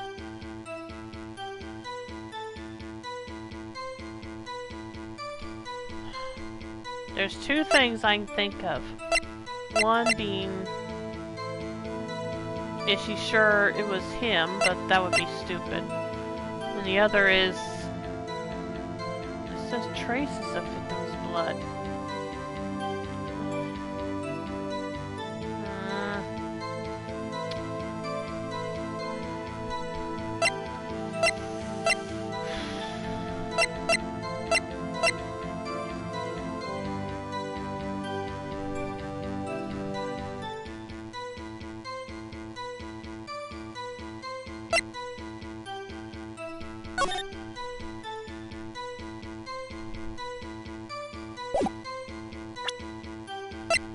Well, it's the only thing I can think of, but I know it's a stretch. Here goes. Nope. Darn it. I don't know what to do then.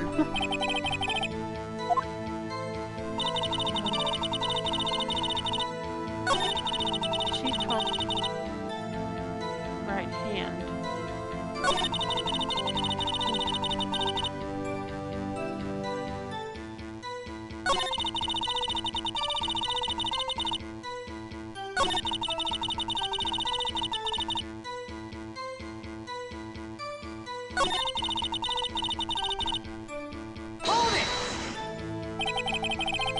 Tell me more about the sniper.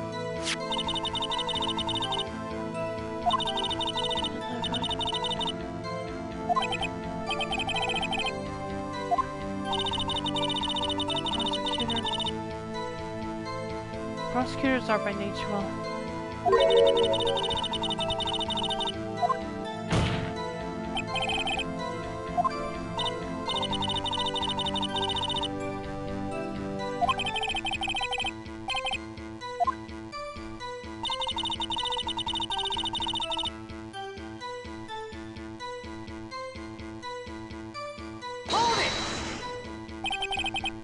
Corn.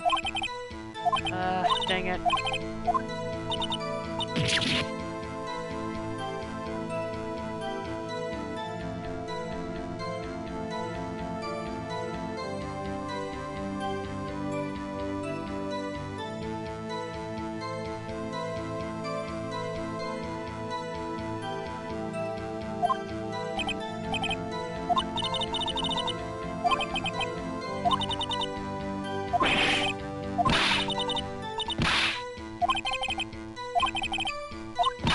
What am I missing? Ugh.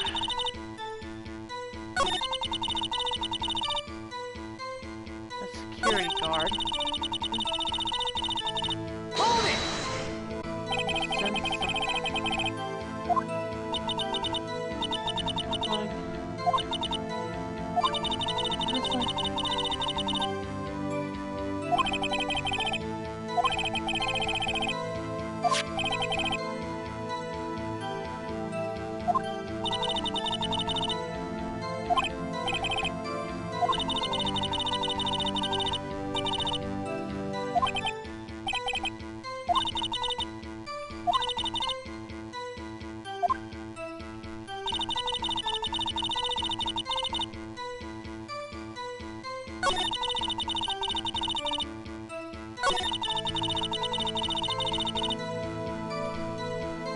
Well, there's only one other thing I can think of, so here goes.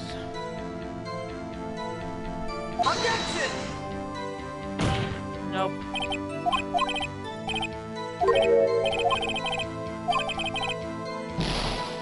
I have no idea what to do here then.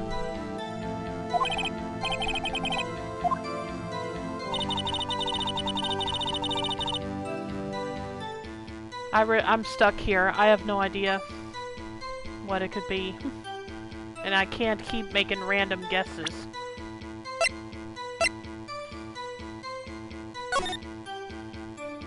Wait a minute. Gosh, dang it. Well, obviously I don't need to investigate this, but still.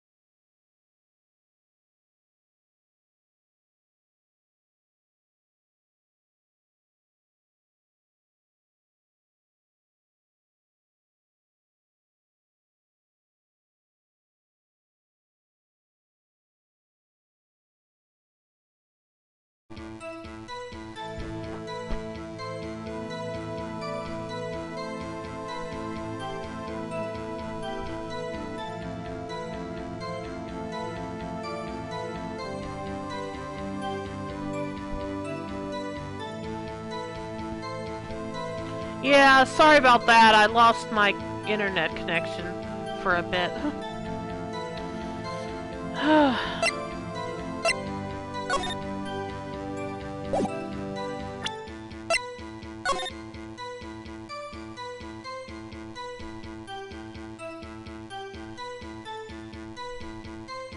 Let me think.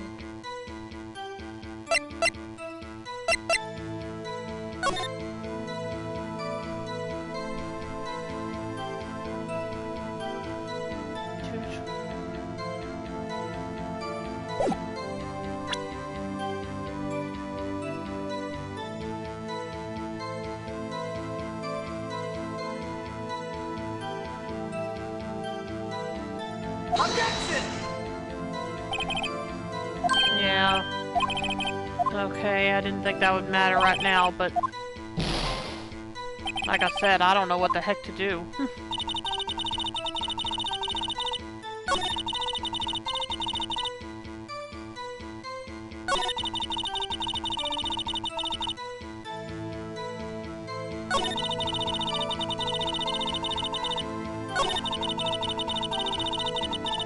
Hold it!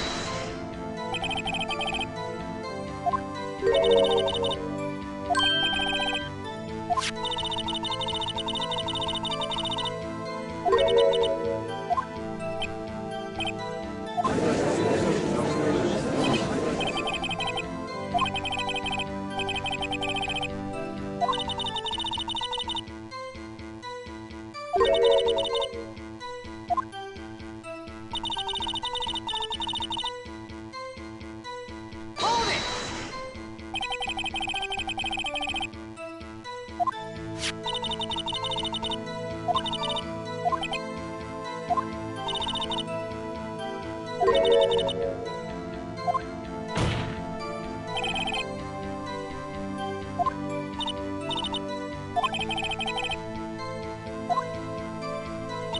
Okay, let me think.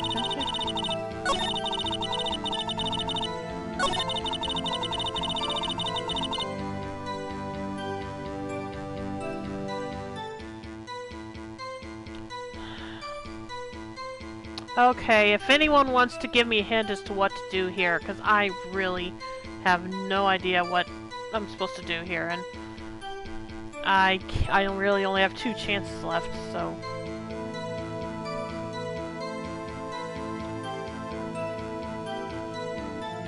like I said, don't actually give me the outright answer unless I ask for it, but I am asking for some hints right now.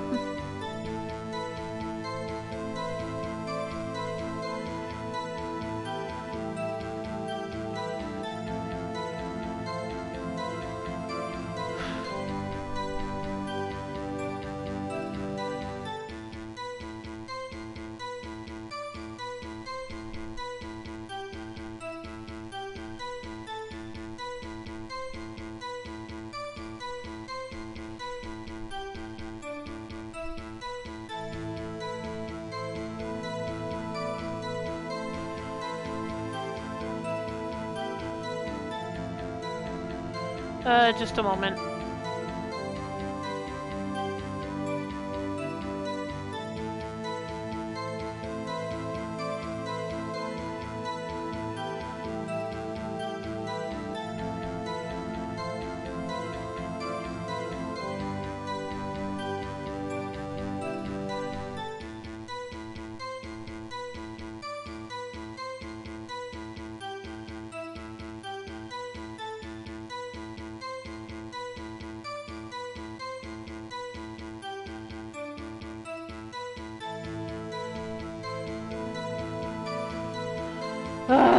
I have no idea what to do here. Let me see.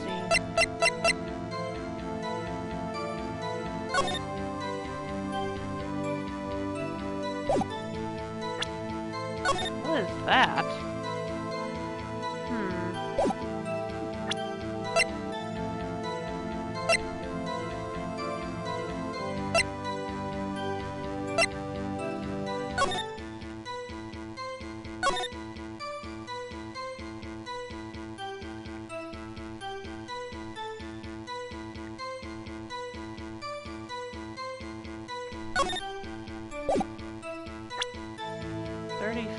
away.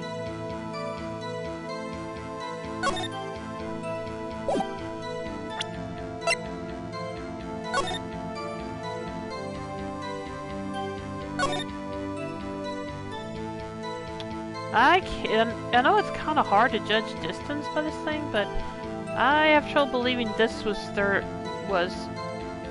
that far away. Well,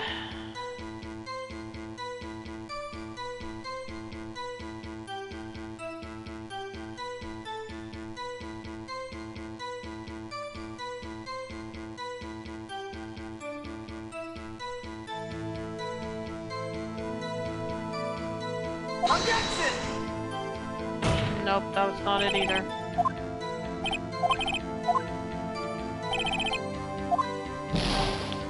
Well, what I'm gonna do now, I'm just gonna have to save, I guess, and try everything.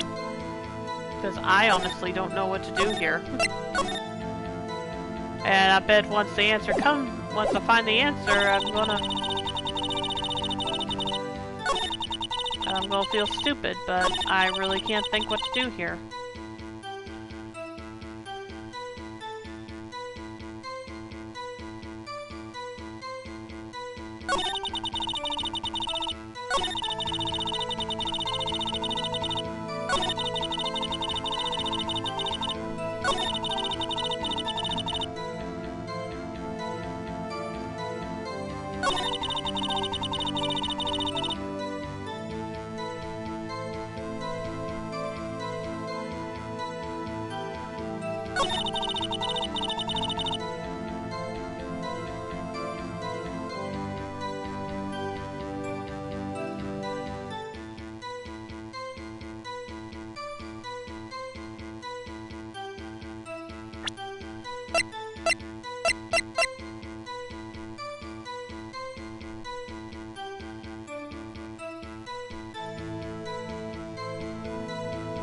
Objection!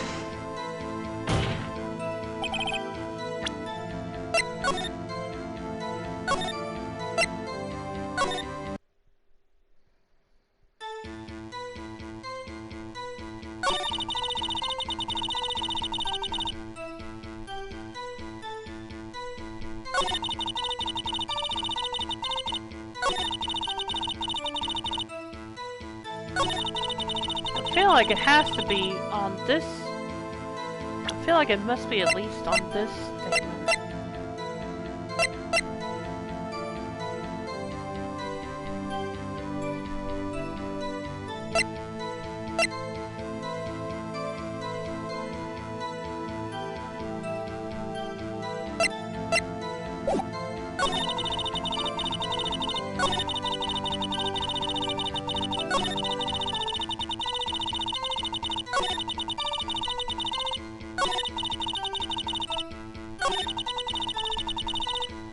Wait a minute. I was on my way to the road. Hold it!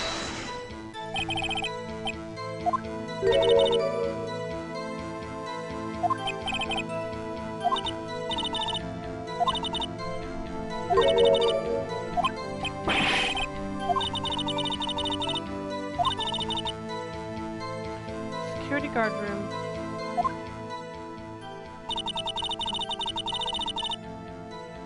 Something.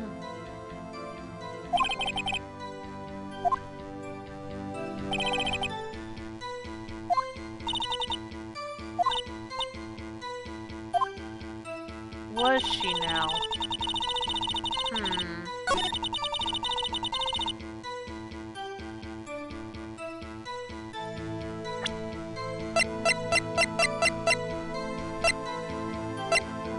Objection!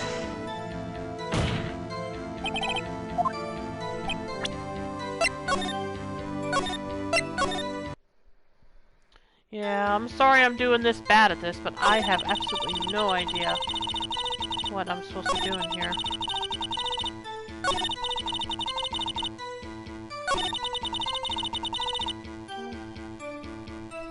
My boyfriend.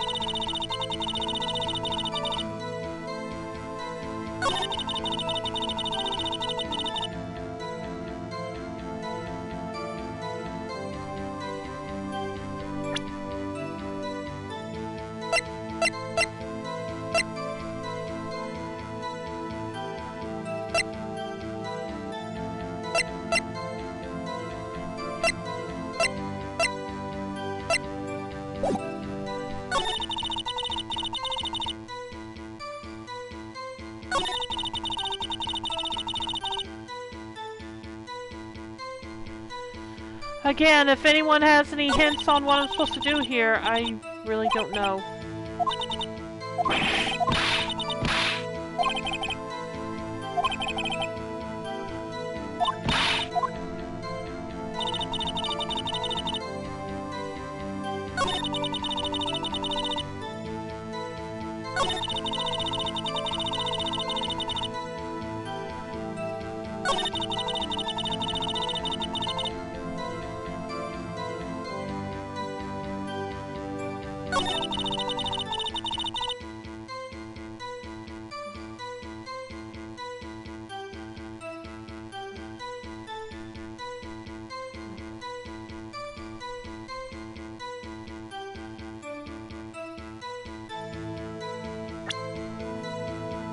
Pretty sure that's correct, the right hand.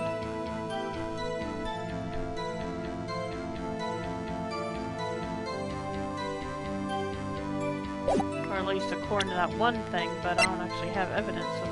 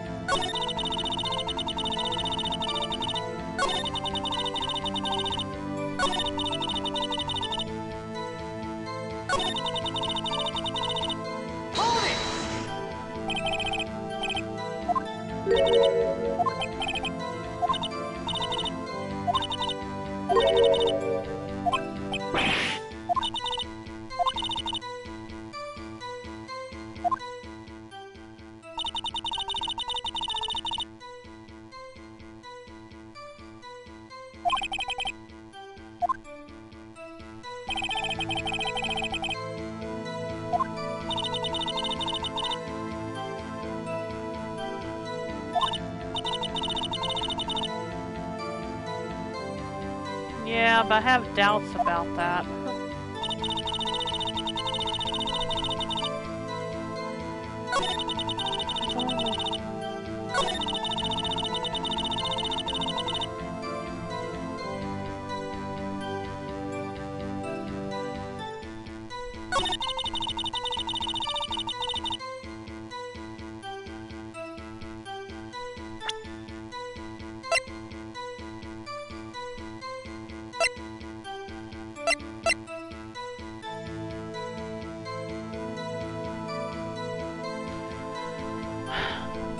Well, I thought you were still offline by refreshing. Here you are. Yeah, and I've been asking if anybody can just if anyone can give me a hint as to what to do. Don't give me the answer outright, but maybe give me a hint. And yeah, no, I came back. I've been back for a while now. A little while now, about almost 15 minutes. And I still have no idea what to do here. That's what I'm saying. If anyone can just give me a hint on what I need to do.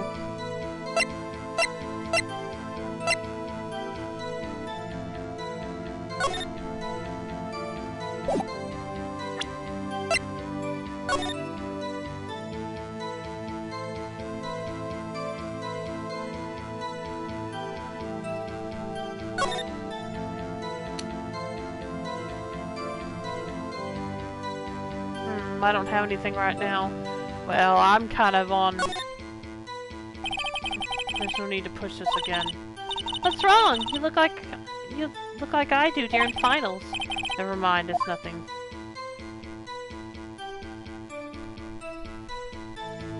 Cause yeah, I'm about to lose and I have no idea what to do here. Cause I've tried everything I can think of.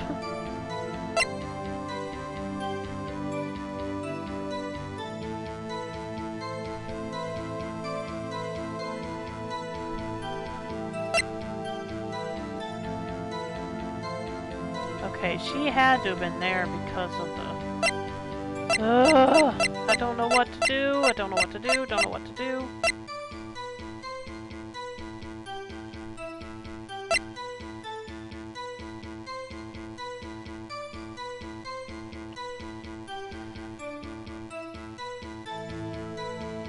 Well, I may have to give up on this game if I can't figure out what to do, because I don't want to cheat to do it. I hate to do that, but that's all I can think of.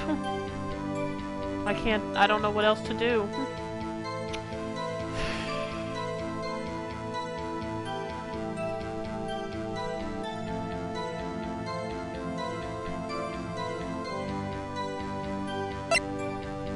Investigator's ID card.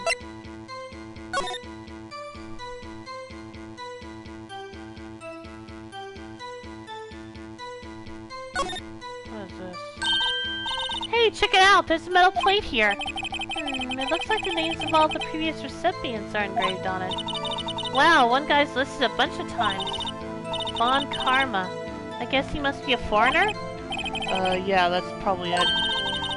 Well, wherever he's from, he must have been an amazing prosecutor. I'd like to meet this Mr. Von Karma sometime. When she says it, his name does have kind of a ring to it. Okay.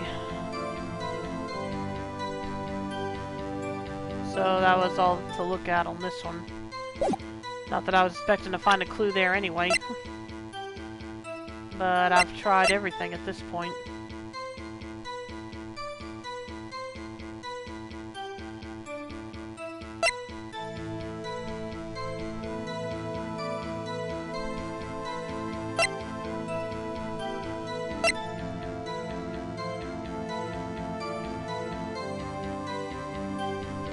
Death due to loss of...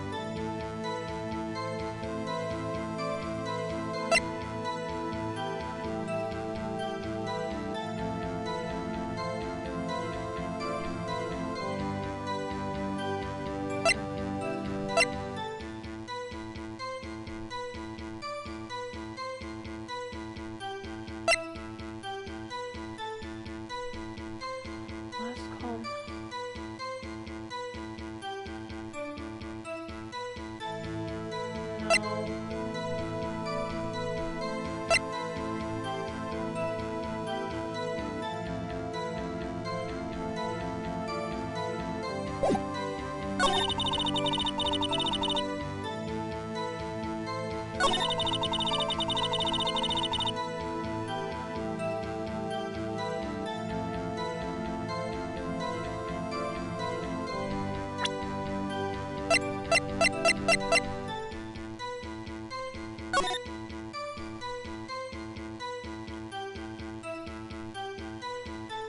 Loss of blood.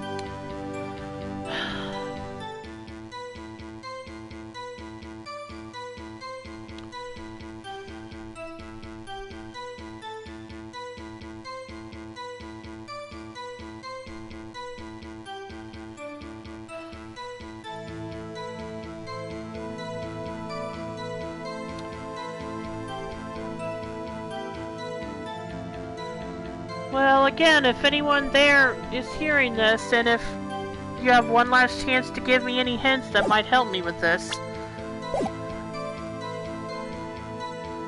Otherwise, I'm just gonna have to end the stream because I don't know what to do here. I'm sorry.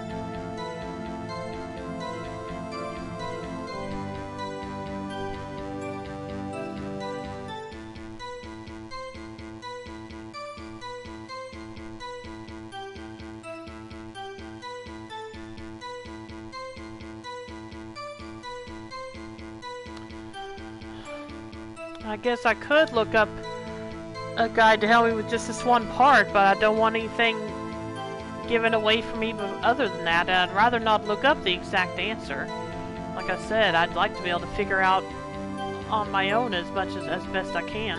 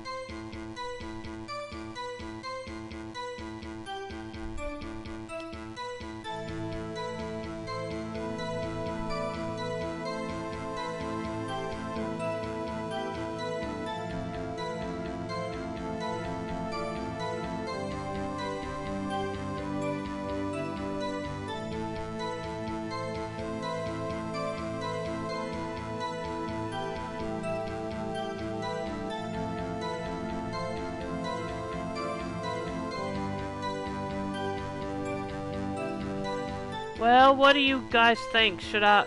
Co-gamer, what do you think? Should I just go ahead and try to look up the answer? Like I said, I hate to do that, but... it's all I can think of at this...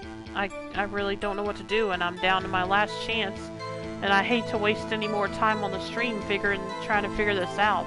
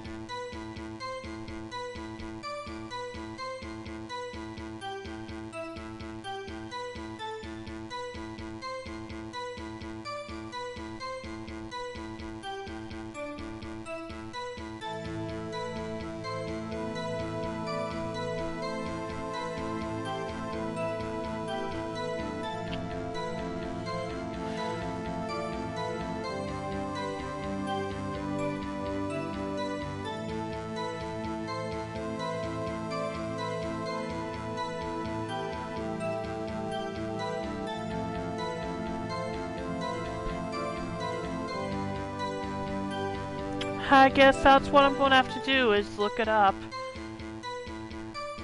So, let's see what I can find, I guess. And hopefully I don't have manage to avoid having anything else given away for me.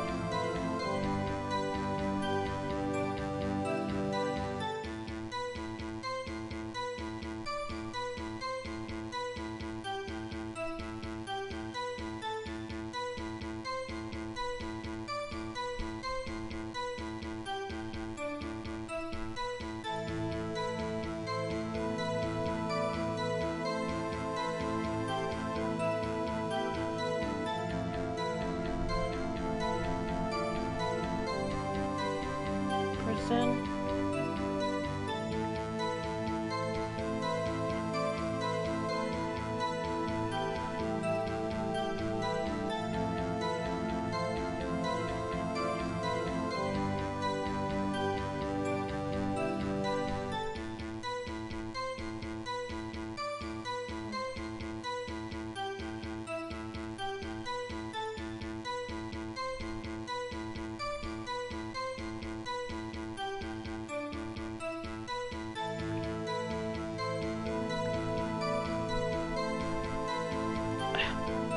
Well, yeah, gosh, dang it. Okay, that's stupid. Okay, let me see. 1, 2, 3, 4, 5. Prosecutors. See, okay. Yeah, I know I thought of this, but she could have... But I thought this was stupid because... Ugh. Fine. This is the answer. I would have thought of this because it obviously... That we don't... Because this was obviously taken after the fact. So, supposedly after the crime was committed. So, fine. How was I supposed to figure that out? And you witnessed this? You saw Miss Sky stab the victim with a knife? As I've already said, yes. I swear it on my finest salmon swirl lunch. I'm sure that is a fine lunch. But isn't that odd? Look at this photograph. This is the photograph you took of the very moment of the crime, is it not? Then why is Miss Sky not holding a knife? Ahem. Mr. Edgeworth, your thoughts? Objection. That had to be the weakest objection.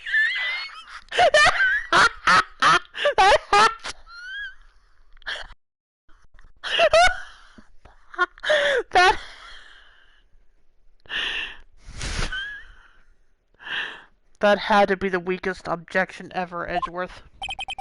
Yet it was still stronger than your very feeble mind, Mr. Wright. Okay, let me... What do you mean, Mr. Edgeworth? This photograph was not taken the moment before the stabbing, which I already knew. That's why I thought having to present this thing was stupid. Anyway, this was taken the moment after the stabbing. Objection! Objection? And how can you tell that? Blood splatter. Blood splatter. Yeah, I noticed that too. This is annoying. Huh? See the dark crimson stains on the chief prosecutor's coat. But it's a black and white photograph. Okay, fine. Yes, it's hard to tell, but this could be blood. Well, Mr. Wright, I see no problem here. No problem except you. Mr. Wright, are you just going to sit there and take that kind of abuse? You got a better idea? I don't want it. Oh, dang it.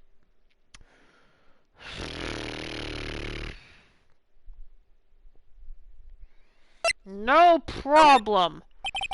Now that you mention it, I see no problem here. Other than myself. No, Mr. Wright, you can't just let him walk all over you. That's just sad. Feeling sad, Mr. Wright? Perhaps a bittersweet first love lunchbox is in order? Well, that was a waste of time. Let's continue with the testimony. Perhaps I should have dug a little deeper. Oh, gosh, dang it! No. Not... Fine, I guess I need to object. Oh, dang it. Stupid.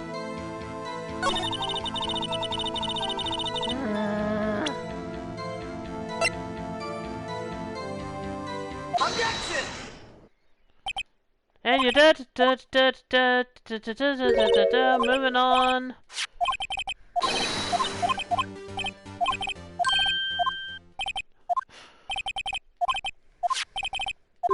Objection!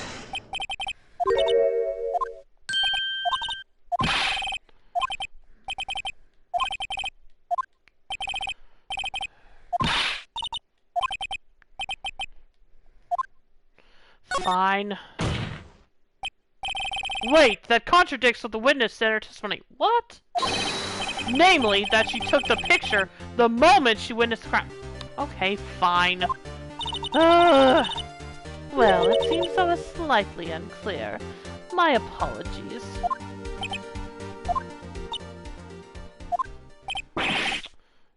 That's it. If you run out of lunch, you'll order seconds. Problem solved. If you don't like it, try ordering the jumbo-sized lunch from the get-go. Good advice. I'm not sure I understand it, but good advice. I didn't have time to stop her. Prosecutor Sky was cold, calculating like a robot. She killed without pain or remorse. It was a premeditated murder. Objection! Premeditated? How do you know? Look at the chief prosecutor's hands in that photograph. Well, are those gloves? Yeah, that's why there's no prints on the... Wait, well, surgical gloves? Surgical gloves made of thin rubber, most likely. Why would she have those on?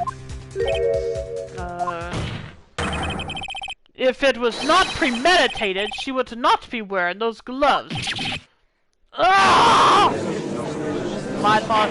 Yes, now you know how I feel, Phoenix. Boy. These gloves do seem to tell a tale of premeditation.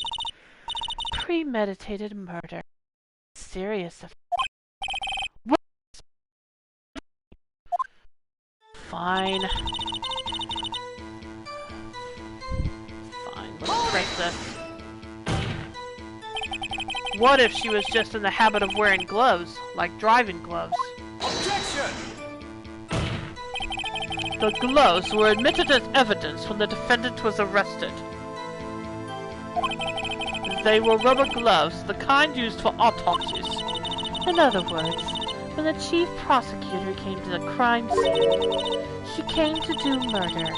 It's the only possible conclusion one can make. Everything was planned. It was a premeditated crime. Ah! Impressive. I'm sorry they took you off the force, Miss Starr. This is bad. She's got them thinking this was all planned. If she can prove this claim, the trial's already over. I've got to think of a way to show that this wasn't premeditated. It's only a flesh wound, Mr. Wright. We can make it. You've said that before. Anything else?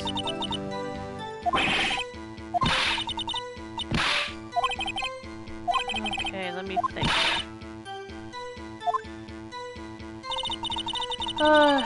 Yeah, moving on. Let's see, there must be something I can... Obviously, it's gonna be on the new thing. The murder was planned, the rubber gloves prove it.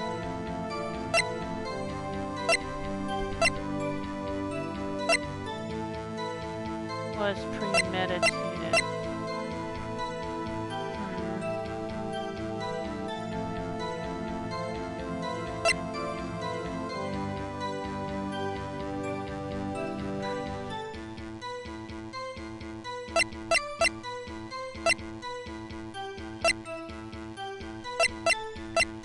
Okay, let me think here.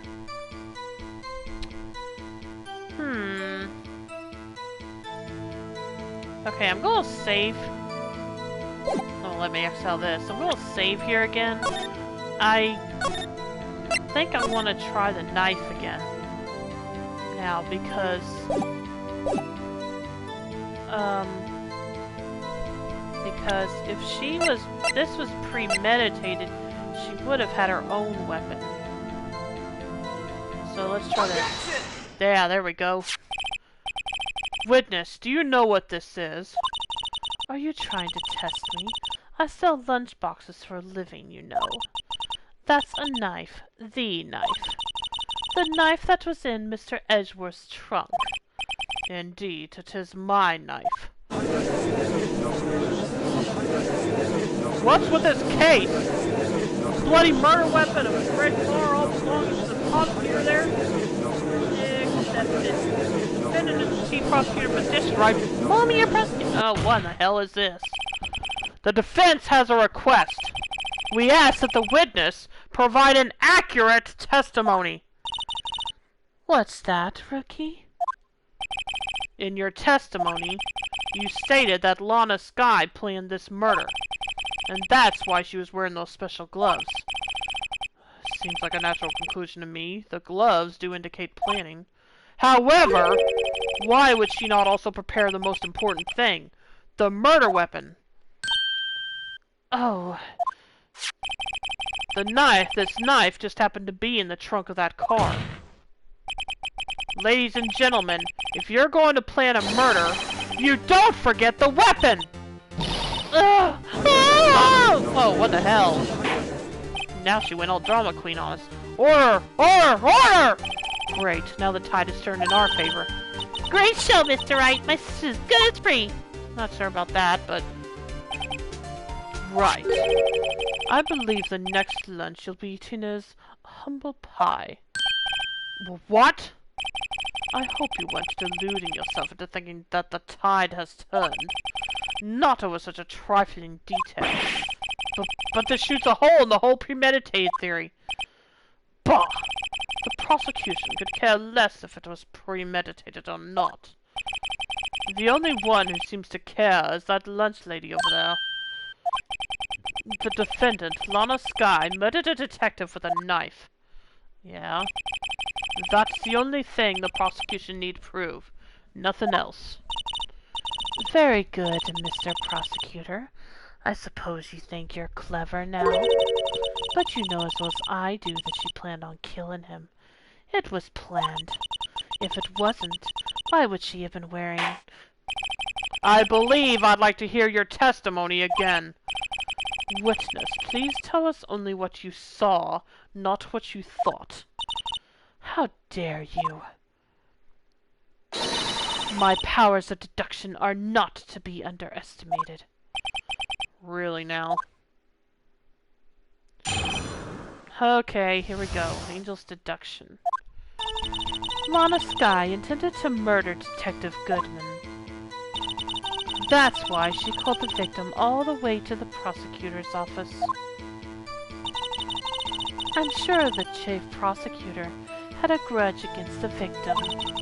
Nothing else could drive that human machine to plunge the knife in again and again. Again and again.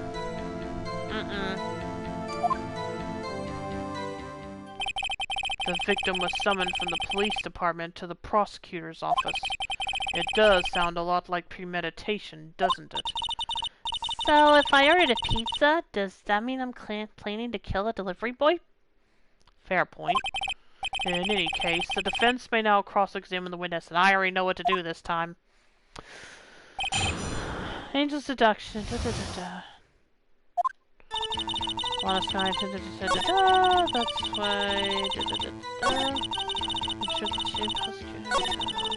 Nothing else to try then.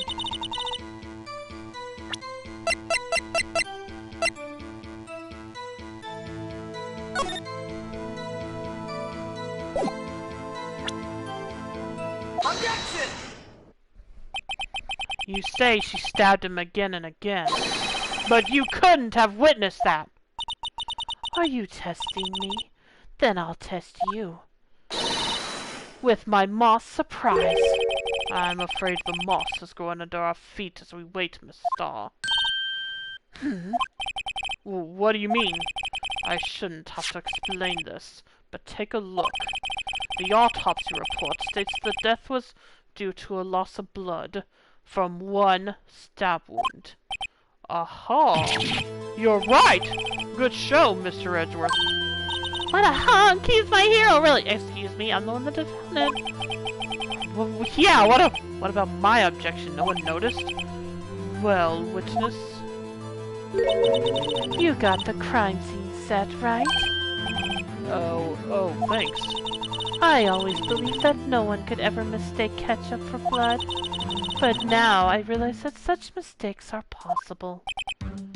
So, you're saying you mistook something for blood? When she lifted her knife, I thought I saw blood at her breast. Wait, what?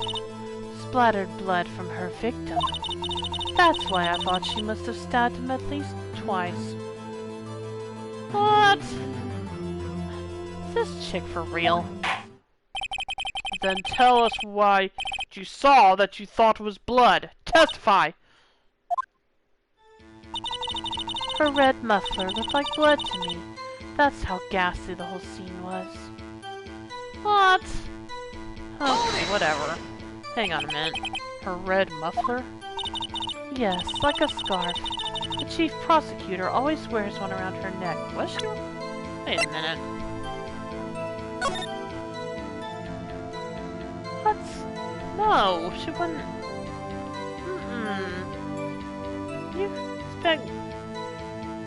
You expect me to believe she was wearing a scarf? Hang hang on a minute. Yeah, she normally does. Yeah, okay, she normally does, but in that picture, it didn't look like she was. She was not wearing a scarf in this picture. Okay. So she can be easily hanged at a moment's notice, I suppose. She's right. This guy was wearing a red scarf, wasn't she? But wait, isn't it odd that you mistook that for splattered blood? Well, people often mistake my beard for a bib. Okay. A judge with a bib. That's why this place feels so much like kindergarten. Kindergarten sometimes. Oh, he's not wrong. Okay, moving on. Actually, I do think I saw some traces of blood on her chest. However, the autopsy report is clear on this matter. There was only one knife wound. Apparently, Miss Starr isn't entirely sure of her own testimony. Mr. Wright, this is our chance! Chance for what, I wonder? Miss Starr has turned out to be as short-tempered as she looked when we met her. Challenging her abilities as a detective really set her off. The short wick burns out the fastest. It's a scientific fact. I wonder, would it depend on the size of the candle? I mean, add more wax and even a really short wick will burn longer. Obviously, more scientific testing is required. Lana Skye intended to murder Detective Goodman. That's why she called the victim all the way to the prosecutor's office. I'm sure the chief prosecutor had read. I'm gonna save just in case, but I'm pretty damn sure she didn't have a scarf on in that photo.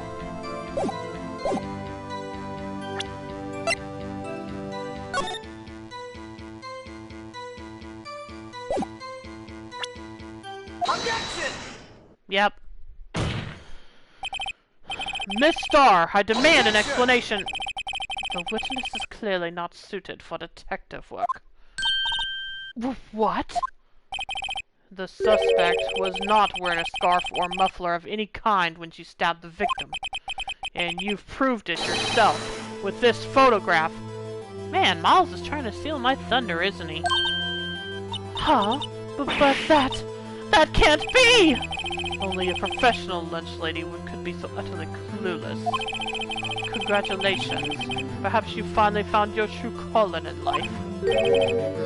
Harsh words, but good. In the end, Mr. Edgeworth prevails. What was my objection, chopped liver? But it was there! A scarf! No, not that, but something red! Really? Well now, where were we? The witness has given us an entertaining interlude, but back to business. What? Very well, witness. Continue your testimony. You saw the crime and apprehended the suspect. Tell us about that. Very well. I do remember some things accurately, at least. Ultimately, we couldn't shake the most important part of her testimony. The most important part? The part where your sister stabs the victim. This next testimony might just be the moment of truth. Apprehending the suspect. After the murder, the suspect attempted to run behind a partition off to her side. I quickly caught her, explained her rights to her, and arrested her on the spot. I thought she wasn't a detective anymore, though. Or a cop anymore, rather. Can she do that? Ah, yes. When I arrested her, she mentioned the muffler. That's what had me confused in my earlier testimony. The chief prosecutor made to escape, but against Angel Star, resistance is futile. What the hell is this? You are quite determined about the scarf, aren't you? I strike like a snake and bite like a cobra. That's me, Angel Star. That wasn't a very good metaphor. First of all, a cobra is a kind of snake. Don't bother me with details, unless you want to get bitten. No, no thanks. Note to self, Mr. Wright is weak against poisonous snake bites. The chief prosecutor tried to resist, but her efforts were in vain. She knocked my hands aside, kicked over an oil drum. An oil drum? Hard to imagine. Oh, she's beautiful but deadly. A predator, this one. A leopard woman. Wow. Very well, Mr. Wright. Your cross-examination, if you will. Okay. Let's see here. After the murder, the suspect attempted to run behind a partition off to her side. So, where is this partition on the floor plans? I'm sure she means this wall next to the car. That's right. There was a wall there, about 6 feet high. She was obviously trying to hide herself. Quite a natural thing for a criminal to do. And what did you do then? I quickly caught her, explained her rights to her, and arrested her on the spot. You say quickly. Were you close to the suspect? As I just said, I was only 30 feet away from her the whole time. Yeah. Maybe I should press her for more details? Yes, please? I'd like to see this on the floor plans, just to be safe. The Lunchland car was... She was a visitor, thus she was parked in Block B. B block. So you witnessed the murder from here? That would be get about 30 feet from the car, yes? Is that correct, Miss Starr? Yes, that's right. But there was a chain link fence in front of you? I went over it, of course.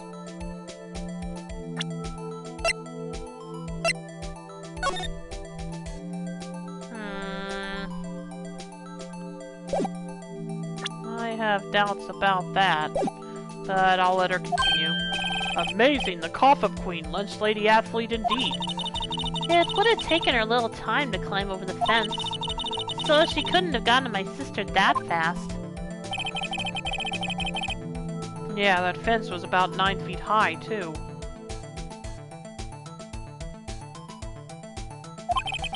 So how did Miss Sky not get away? Ah, yes. When I arrested her, she mentioned the muffler. She mentioned the muffler? What exactly did she say? If I remember exactly, I would have told you in my testimony. Cheeky. Anyway, all I heard her say was the word muffler. Just that one word?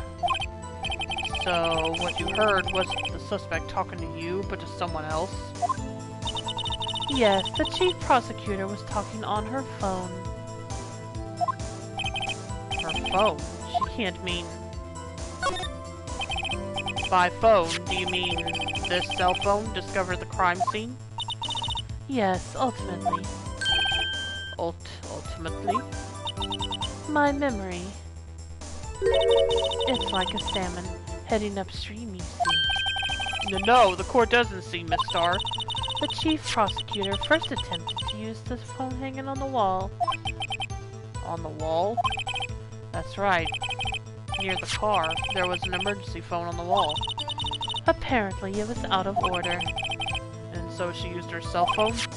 Indeed, the emergency phone was out of order that day. Good witnessing, witness. Good witnessing? Whatever happened to good testifying? You should, of course, add this to your testimony. Things I do to please this rookie defense attorney. The word muffler was overheard during a call made to Emma at 5:18. I saw it all, as she tried the phone on the wall but had to use her cell instead. Do you think you could restate your testimony for the court? Aha! I was going to ask the same thing. I'll only say this one time. So listen close, rookies.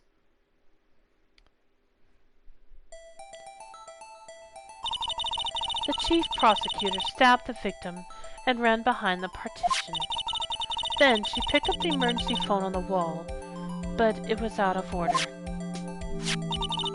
So she pulled her own cell phone out of her pocket. And during that time, you climbed over the chain link fence. Then, when I boldly grabbed her arm, the chief prosecutor hung up her phone. And you saw her doing this? What is it, Mr. Wright?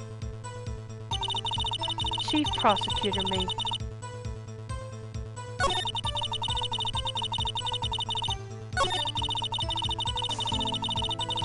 Hold it!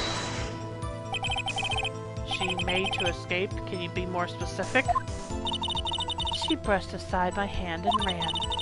It was a terrible sight to see, like a dollop of lard on a pâté of foie gras. Huh? She even kicked over an oil drum at me. An oil drum? There was an oil drum lying on its side at the scene of the crime. But it's strange. What's that? If she wanted to escape, why didn't she run the other way? The other... Ah! The parking lot entrance. That's right! It doesn't make any sense that she would run from behind the partition to the oil drums. Excellent! More mysteries! I wish we could solve a few before finding more, though. So, Miss Guy tried to run? I'm sorry my sister is suspicious, Mr. Wright. Not as sorry as I am. But she didn't do it! You have to believe me! Just a moment.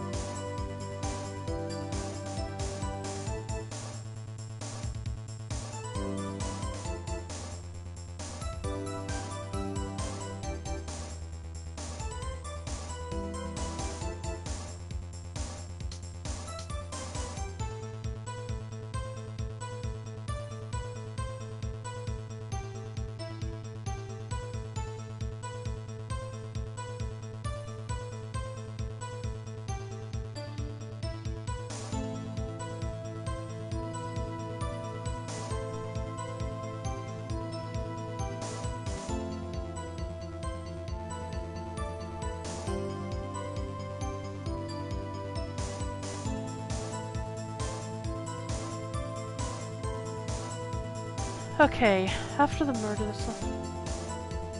okay, let me read through this again. Okay, caught her.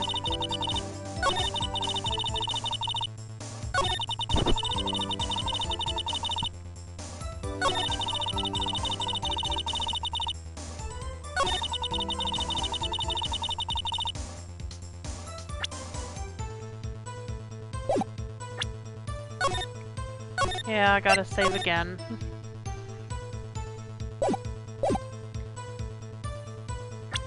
Because I'm pretty sure it's this, but I'm not sure. Objection! Okay, never mind. It's not that. I saw it all, how she turned.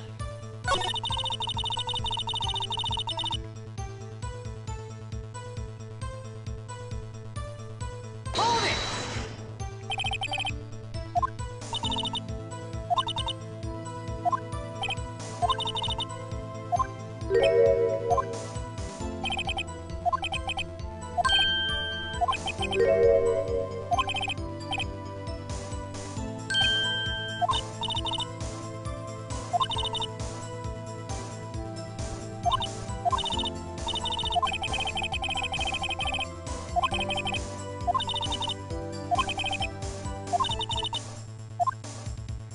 Okay, let's see.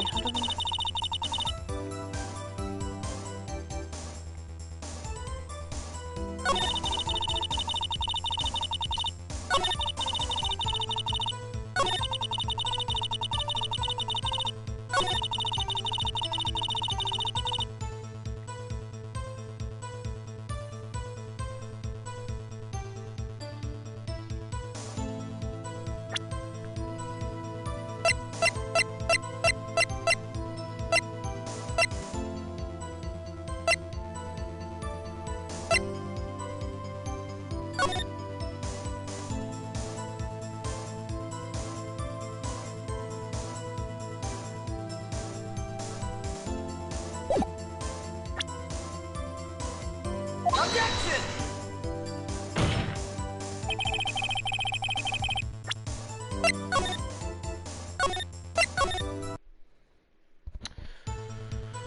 Okay, let's see.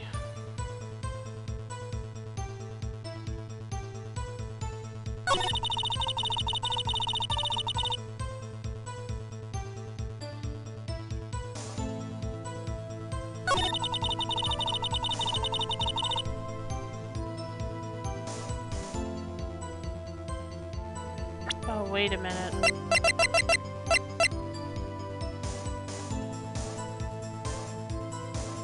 Objection!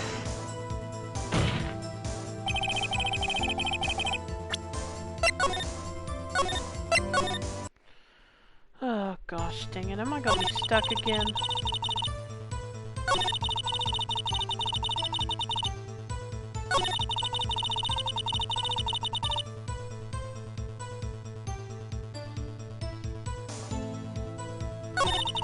Wait a minute, wait a minute, wait a minute, wait a minute. Did I press this one? Hold it! Can't remember if I did or not. Do you think... Aha, I was on...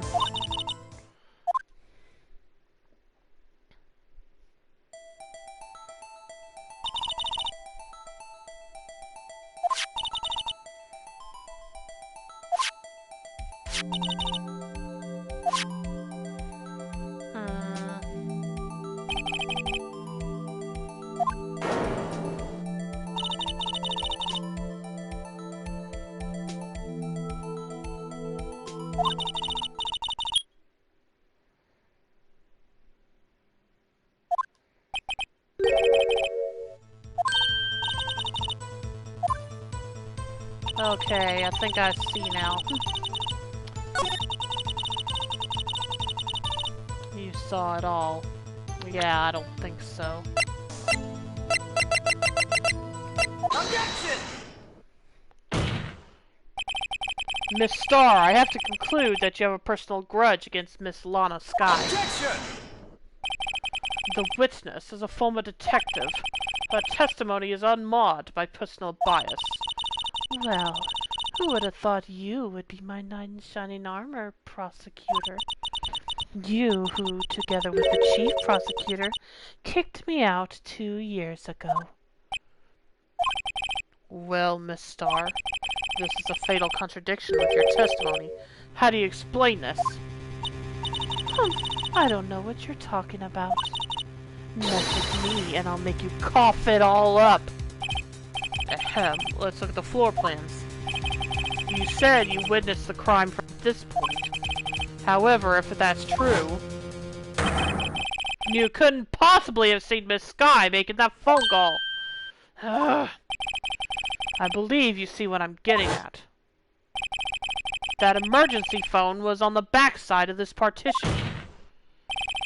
If indeed you were in B block, you couldn't have seen it. What? Order! Order! What is the meaning of this? It's simple, Your Honor. She's not coughing up lunch, she's coughing up lies! Ugh. Objection! That's quite a claim, Mr. Wright. Perhaps you will allow me a question. Tell us exactly what lie this witness has told the court. Here's where the counter-arc act begins. I can't afford to get this wrong. The witness lied about where she saw it. Miss Sky tried to use the emergency phone, but it was out of order. What is significant about this fact? Nothing. Therefore, it would be pointless for Miss Star to lie about it. Pointless to lie, I see. But say the witness did actually see Miss Sky using the emergency phone. It would mean Miss Star witnessed the crime from a different location. Objection! A different location. Now that's a pointless lie if I ever heard one. Before you call my lie pointless, at least let me tell it! Let me ask a question to our clever wordsmith, Mr. Wright. Just where was the witness when she saw the crime? All the testimony we've heard until now points in one direction. The place where Miss Star witnessed this crime was here.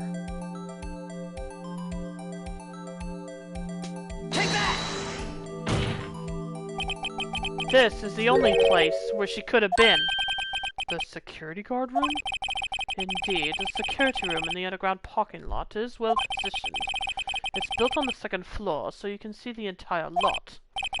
She would have been able to see the emergency phone from there. But why there? There are many other places where she could have seen the phone. Not in this case, Your Honor. The witness, not being part of the prosecutor's office, couldn't park in A block. The only place where she could have seen the crime, in the back of the partition, is here. I remember in your testimony you said you brought a lunch to your boyfriend in the security guard room, yes? Well, Miss Starr? How many years have I been getting the better of men? To think that the tables could be turned. Today, a man has gotten the better of Angel Starr. Order! Order! Witness! What have you done? You used to be a detective. You should know better. I'm not turning back. The guilty will be punished. And I'll do what I must to make sure justice prevails. Guilty? Is she talking about Miss Sky? Mr. Wright? Doesn't this strike you as odd? Why did Miss Starr lie? Doesn't make sense. Huh? She could have just said she saw the crime from the security guard station. It wouldn't change anything. Exactly. This photograph tells all. This photograph, it was the defendant who stabbed the victim. That truth still stands. Objection! It still stands? I disagree, Mr. Edgeworth. What? If a witness is found to be lying, they're guilty of perjury. She knows this. She wouldn't risk that without a good reason. So tell us what her reason was, Mr. Wright.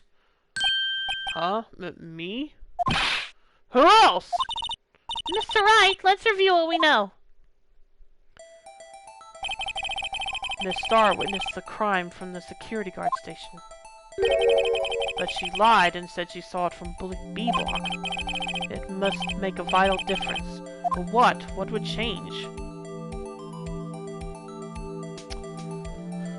Well, definitely not difference in lighting.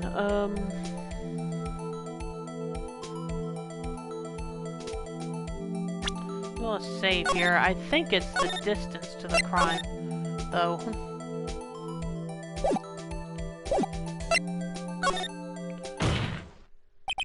It changes the distance between her and the scene of the crime. Objection! My condolences, Mr. Wright. But one look at the floor plans and it's quite clear. The distance between the scene of the crime and the guard station is 30 feet. I don't see how that would change what she could see. Objection! What she saw is not in question here. What matters is the time it would take for her to reach the scene of the crime. Miss Starr, you witnessed the crime from the security guard station. Now, how long did it take you to go from there to the scene of the crime where you arrested Miss Sky? Well, witness? Yes? You ordered the squid wheels, right? The quality of my lunches has gone from low to inedible. I was bringing a PB&J lunch with fresh boysenberry jam to my boyfriend. Boysenberry for the boyfriend. Moving on! He wasn't in the station, so I waited. I witnessed the crime from the glass-walled station.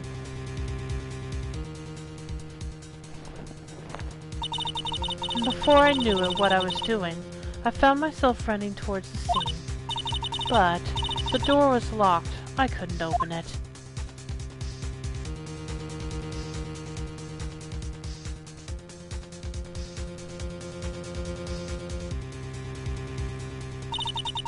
That's why I had to go through the visitors' parking in block B block. That's quite a detour. It probably took me at least 5 minutes to get to the scene of the crime. 5 minutes? This changes things considerably. But it was that woman over there in the defendant's chair who stabbed him. I know it. I have photographic evidence. I swear it. I swear it on my finest plastic spork. You have a point, and the spork is a wonderful invention. Not important right now. I mean, he's not wrong, but that's not important. Would you like another caviar lunch? Absolutely. Uh-oh. Mr. Wright, you have to do something! Do I have any evidence to stop this? I'm gonna hope I do. Objection! 5 minutes between the witnessing of the murder and the arrest. Think about it. You could make pasta in that amount of time, if you like it al dente. I've got lunch boxes that tie pasta into knots, rookie. A 5-minute blank. Isn't that strange? Strange. If you were a criminal, what would you do with 5 minutes, Your Honor? Well, I guess I'd flee the scene. Hey! Don't get the wrong idea. I didn't kill anyone. We know that! Hypothetical! But you have the instincts of a killer. You would run. But this time was different. Miss Skye dawdled at the scene of the crime. She even had her picture taken. No true criminal would act this way. It's inconceivable.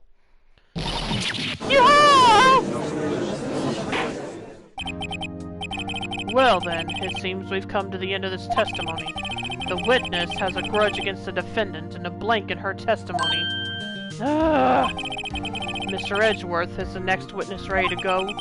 Unfortunately, I appear to have overestimated this witness on account of her professional history. We did it! We screwed that can shut, Mr. Wright!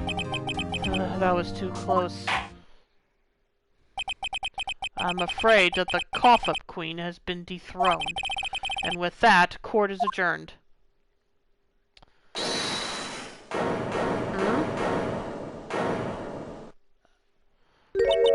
Mr. Edgeworth, you ordered the squid wheels, right? That's the ones you tried to foist off on me. I prefer to not take the defense team's leftovers. Anything else to say? I might be able to save you. I have decisive evidence. Well, what was that?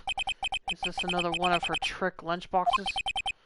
My apologies, but we have no further questions to ask of you, Miss Starr. Ah. Is this your jumbo lunchbox? Whoa! A triple decker! How does this dude still have his job?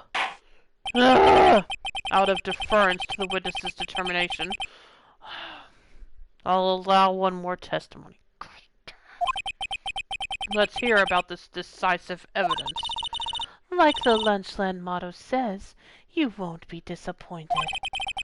What's she going to pull out of her lunchbox this time? Ugh. I should have mentioned those 5 minutes when I wasn't looking at the crime scene. And now to the matter of the victim's shoe. Did I not bring this up? 2 types of blood were found on the shoe. One was, of course, the victim's, and the other blood type matched that of the defendant, Miss Lana Skye.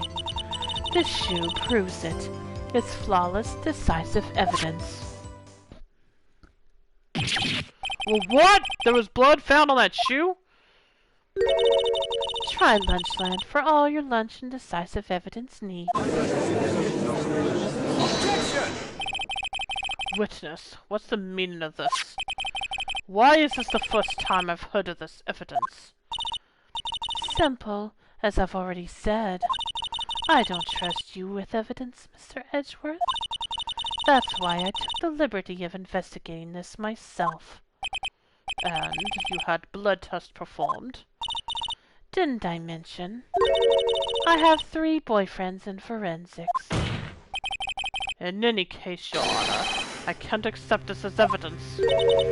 What? You must know the 2 rules of evidence law. Rule number 1. No evidence shall be shown without the approval of the police department. In other words, the shoe is illegal evidence. At at least for the time being. Is that right, Mr. Wright? It seems so. Edgeworth sure is celebrating. Not so fast, Mr. Edgeworth. Don't forget, I used to be a detective. As I mentioned previously, this shoe has already been tested by a member of the forensics department. As you can see, it was approved by the police department as of today. Even the general public can produce official evidence, Mr. Edgeworth. Is that right, Mr. Wright? It seems so. Edgeworth is looking pretty sullen. You can at least study some evidence law, really! The prosecution's complaints notwithstanding, it appears that this evidence satisfies the first rule of evidence law. However, it seems you have yet another count against you, witness. Anything to ensure that the guilty are properly judged. Victim's shoe, white enamel shoe, bears traces of blood from Goodman and Lana Skye. Very well, Mr. Wright. You may cross-examine the witness.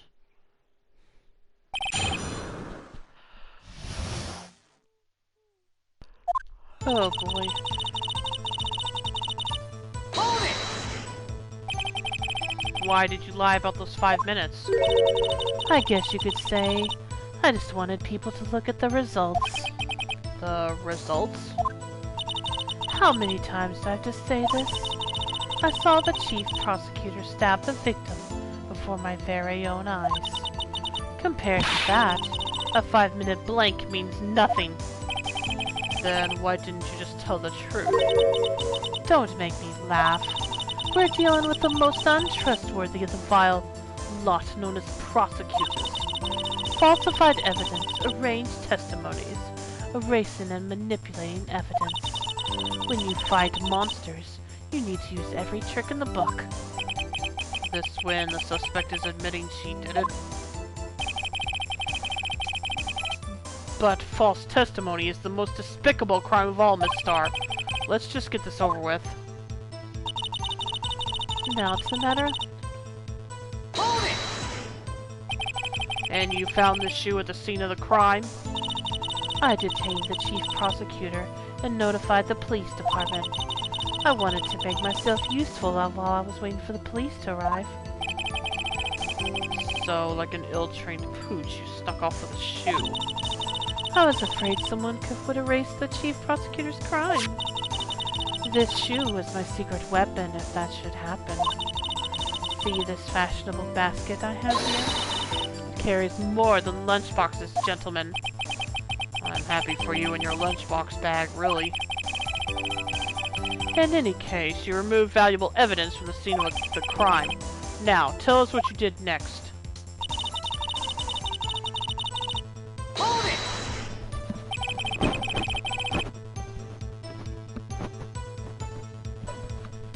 So you brought it to the forensics department? If you're going to submit something as evidence in court, you need it approved. To do that, evidence must be analyzed by a forensics expert. And she got away with her little coup because she used to be a detective. The shoe does appear to have bloodstains on it. Well, the man was stabbed after all. And that blood belonged to the victim, Detective Goodman. As I said, there were 2 types of blood found on the shoe.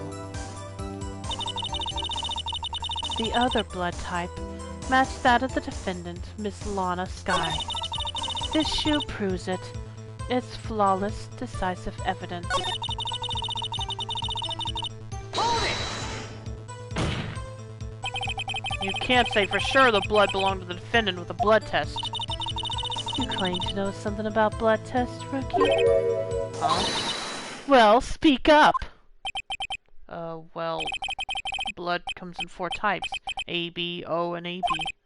However, you can't tell from a blood test whether a murder was committed in cold blood.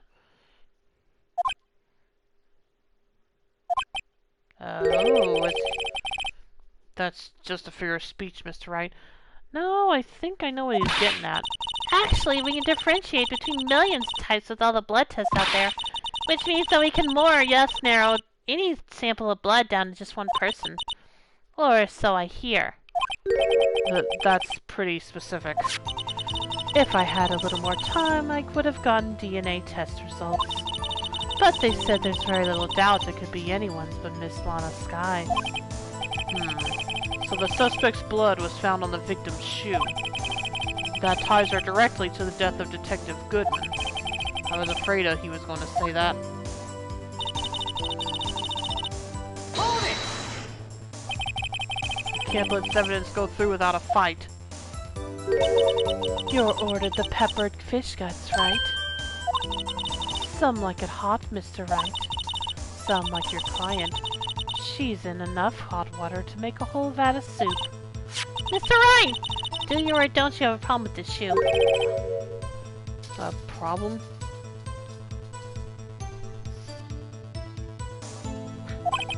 This is critical. Is there a problem with the victim's shoe? I assume there is. If I'm not imagining things, I'd say there is one critical problem with this evidence. A clear contradiction! That gleam in your eyes. You're still young, rookie. I'd give you a peppered fish gut now. But you couldn't take the heat, could you? Let's hear what Mr. Wright has to say. What is contradictory about the victim's shoe? Show us the problem with this evidence.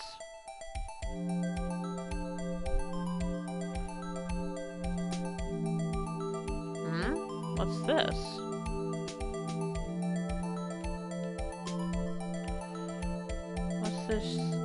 What's this on the sole of the... Take that! I wonder if you noticed, there's blood on the bottom of the shoe. Don't mess with me, rookie, or it'll be your blood on the bottom of my shoe. Indeed, there is quite a bit of blood on the bottom of the shoe. It makes sense. The victim was stabbed with a knife. What could possibly be contradictory about blood on the bottom of his shoe? Okay, let me think here.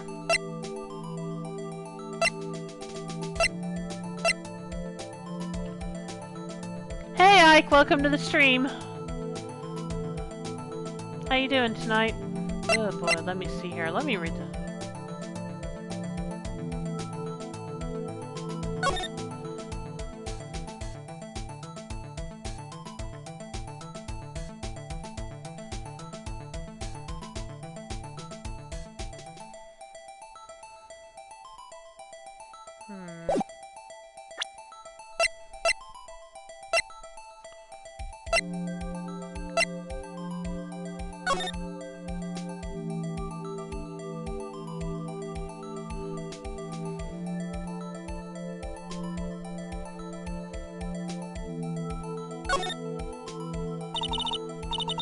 Blood, it's my sister's, right? It appears so.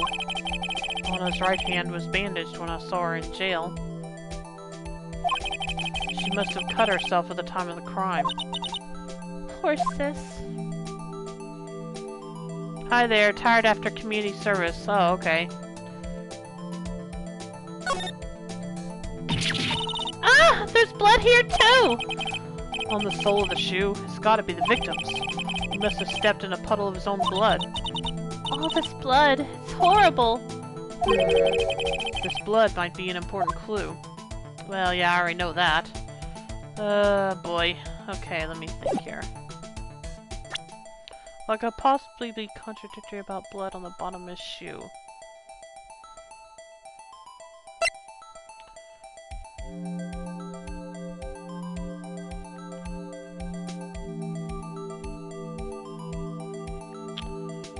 Oh boy.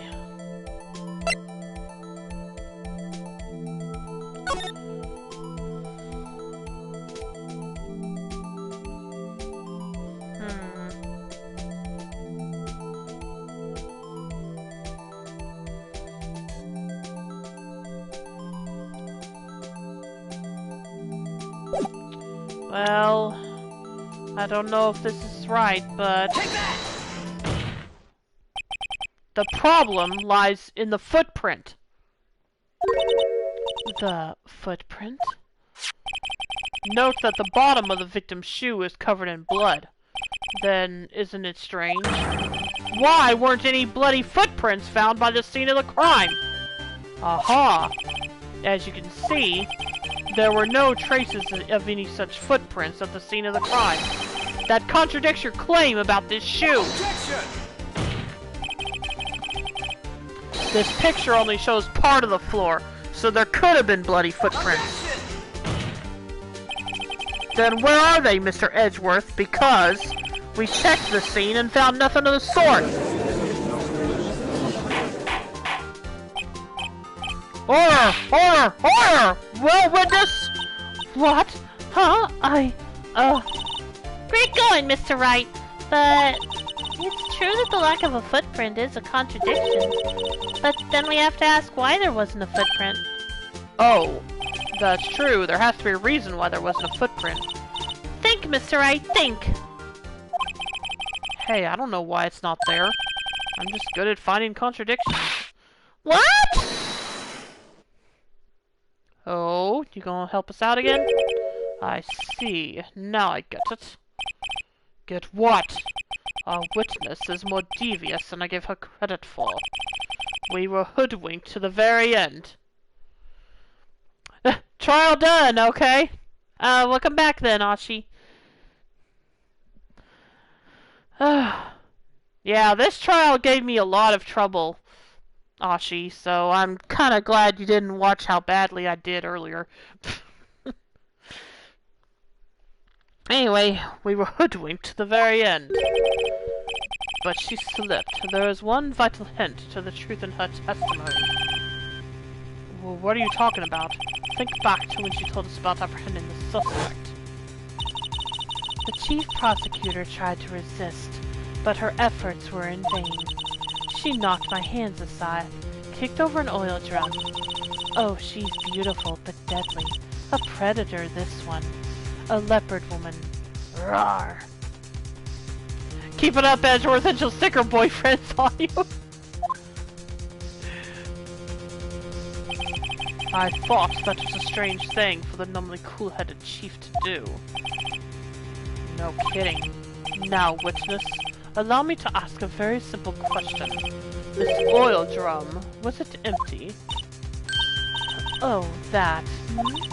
I'm not sure I like your attitude, Mr. Edgeworth. Though apparently you're not the slowest conveyor belt in the lunchbox factory. Witness! Well, was the oil drum empty? The oil drum, kicked over by the chief prosecutor, was brimming with water. Water? What does that mean? Still don't get it, Mr. Wright. Do you want to know the reason she knocked it over? The real reason? Aha! You don't mean... Yes, the suspect knocked over that oil drum for one reason, and one reason alone. To erase the bloodstains that would become evidence against her! Why? That ties things up quite nicely. The bloodstains left on the victim's shoes tie her quite clearly to this murder. Then, after the deed was done, she knocked over the oil drum to erase the telltale signs.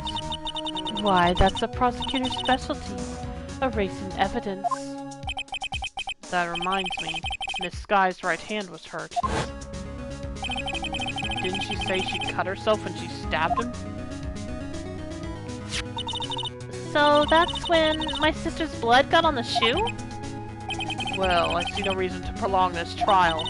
Mr. Wright, do something, please! What? What can I do? Your sister has confessed to the crime and she tried to conceal it. But... Enough. There is no need for further debate. The verdict, Your Honor. Very well. But Angel Star is on the prosecution's side! She could have been lying about the water! This court finds the defendant, Miss Lana Sky... Hold it! Oh, wait now? Wait, what? Little girl, what did you just say? Huh? Me? Did you say that I, Angel Star, was on the prosecution's side? Well, yeah, you are! You're saying my sister hid evidence by erasing the bloody footprints! Well, I thought you'd had your fill, but here you are, demanding a second helping. Another lunchbox. A lunchbox called evidence. Wait, witness, don't tell me you have something else. Objection! The time for deliberations is past. Any further comments and you'll be held in contempt of court. Your threats don't scare the cough-up queen. Look at this. A photograph? I had it just in case anyone had the gall to suggest that the white shoe didn't belong to the victim. I see no room for error in this evidence. Mr. Wright, wait! Look at the asphalt in this photo! Hey, it's clearly wet! Erasing the last trace of doubt from the court's mind. Immediately after the murder, the crime scene was washed with water. I'm sorry, Mr. Wright. I guess I couldn't help after all. It's not your fault. I knew I couldn't win this case from the beginning. And it seems this is what your sister wanted anyway.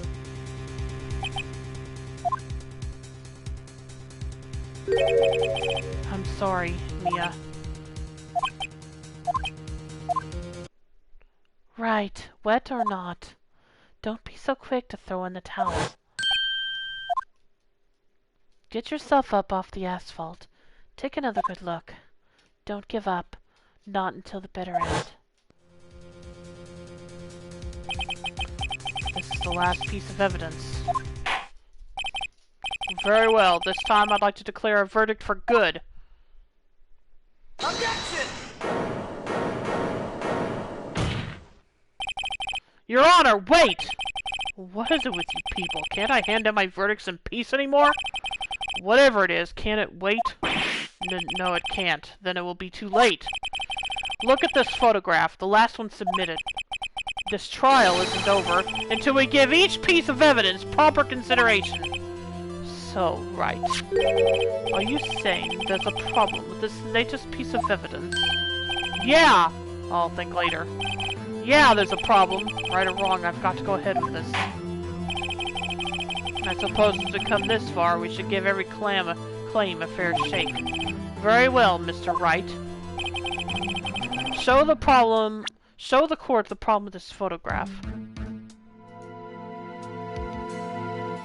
What is this?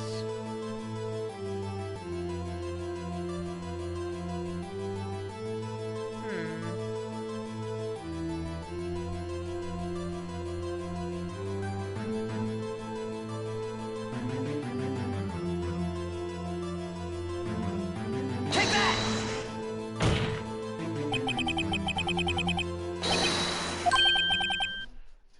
What's this?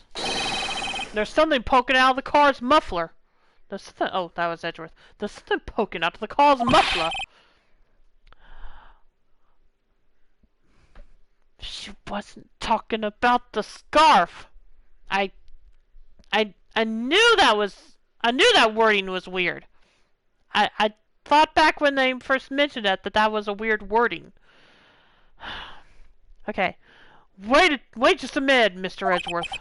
Your Honor, you just said muffler. Thank you, the judge's brain is working for once. However, I see no trace of a muffler or scarf of any...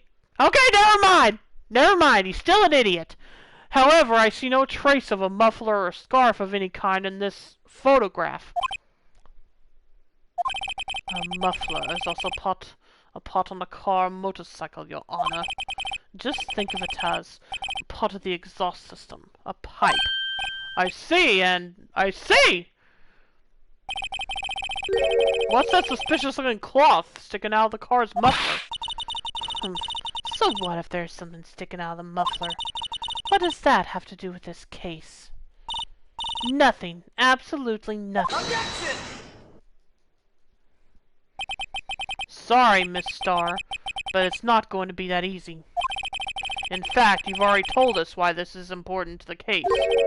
You said as much in your testimony. What? Let's hear what Mr. Wright has on his mind. Tell us why you think this piece of cloth in the muffler is related to this case.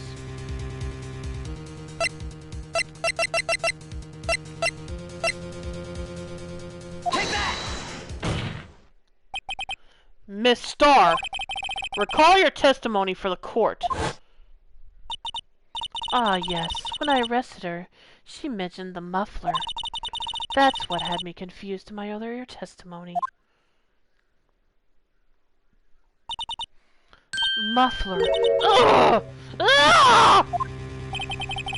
Could it be that the muffler you heard mentioned was actually this exhaust pipe?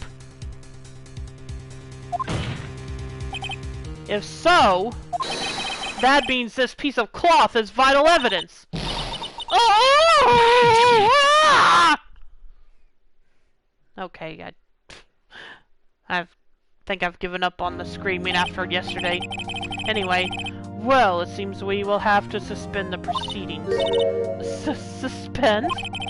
I find myself wondering about that piece of cloth. If we leave any question unanswered here, we do a disservice to the law. Have the car at the crime scene inspected at once, and bring me that cloth. The verdict will wait until after we've seen all the evidence. Agreed?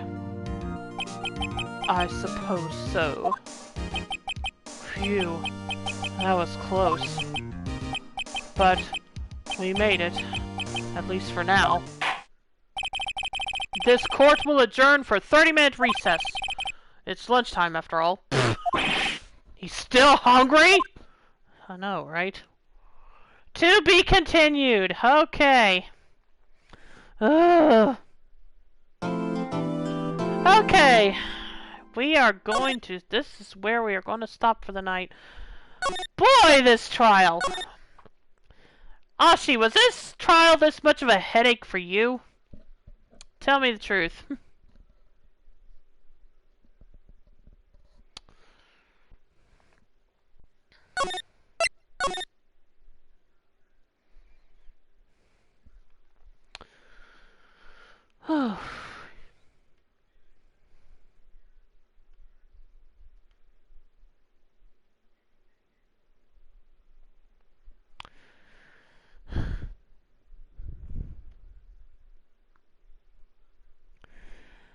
Anyway, this is where I'm going to be in the stream for tonight, so I hope you enjoyed tonight's stream, and I hope you were not too frustrated with how badly I did earlier in this trial.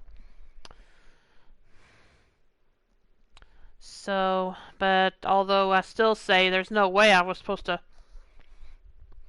figure out I was supposed to use that picture then when it clearly made her look bad. Made it look like she was guilty at the time. Okay. Anyway, this is where I'm going to end the stream for the night. I hope you enjoyed. Again, I hope you enjoyed tonight's stream, and I'm going to try to be back tomorrow, but we also have storms in the forecast then, so I may not be able to stream then. As usual, I will leave a notice on Twitter, on my Twitter account, if I'm not able to stream. So, but hopefully I will be able to see you tomorrow night. If not, I will be back on. If not, though, I will be back on Thursday for sure. So, thanks for tuning in, and as always, you can follow my YouTube channel below, where I upload all of my, that's linked below, where I always upload my past streams. And you, as I just said, you can follow my Twitter account to be notified when I go live, or if I have to cancel a stream, in possibly the case of tomorrow. And let's see. I think I'll host Afro Blaziken, who is playing Hades. Yeah, but what I meant, Ashi, was I actually had a lot of trouble with one part because there was because the photo, I didn't think I was supposed to present it at that point because it actually would have looked bad for the case, and that's ended up what happening, but it is a long case, though. Okay, well, I'll just assume that I did the best I could under the circumstances, then. Anyway, again, I will be hosting Afro Blaziken, who is playing Hades, so I hope you'll stick around for that, and I will see you either tomorrow or Thursday night, depending. So, have a good night, and take care, everyone, and thank you very much, Ike, thanks for everyone that tuned in. You take care as well, Ike. Anyway, I will see you next time, and take care, everyone. Bye.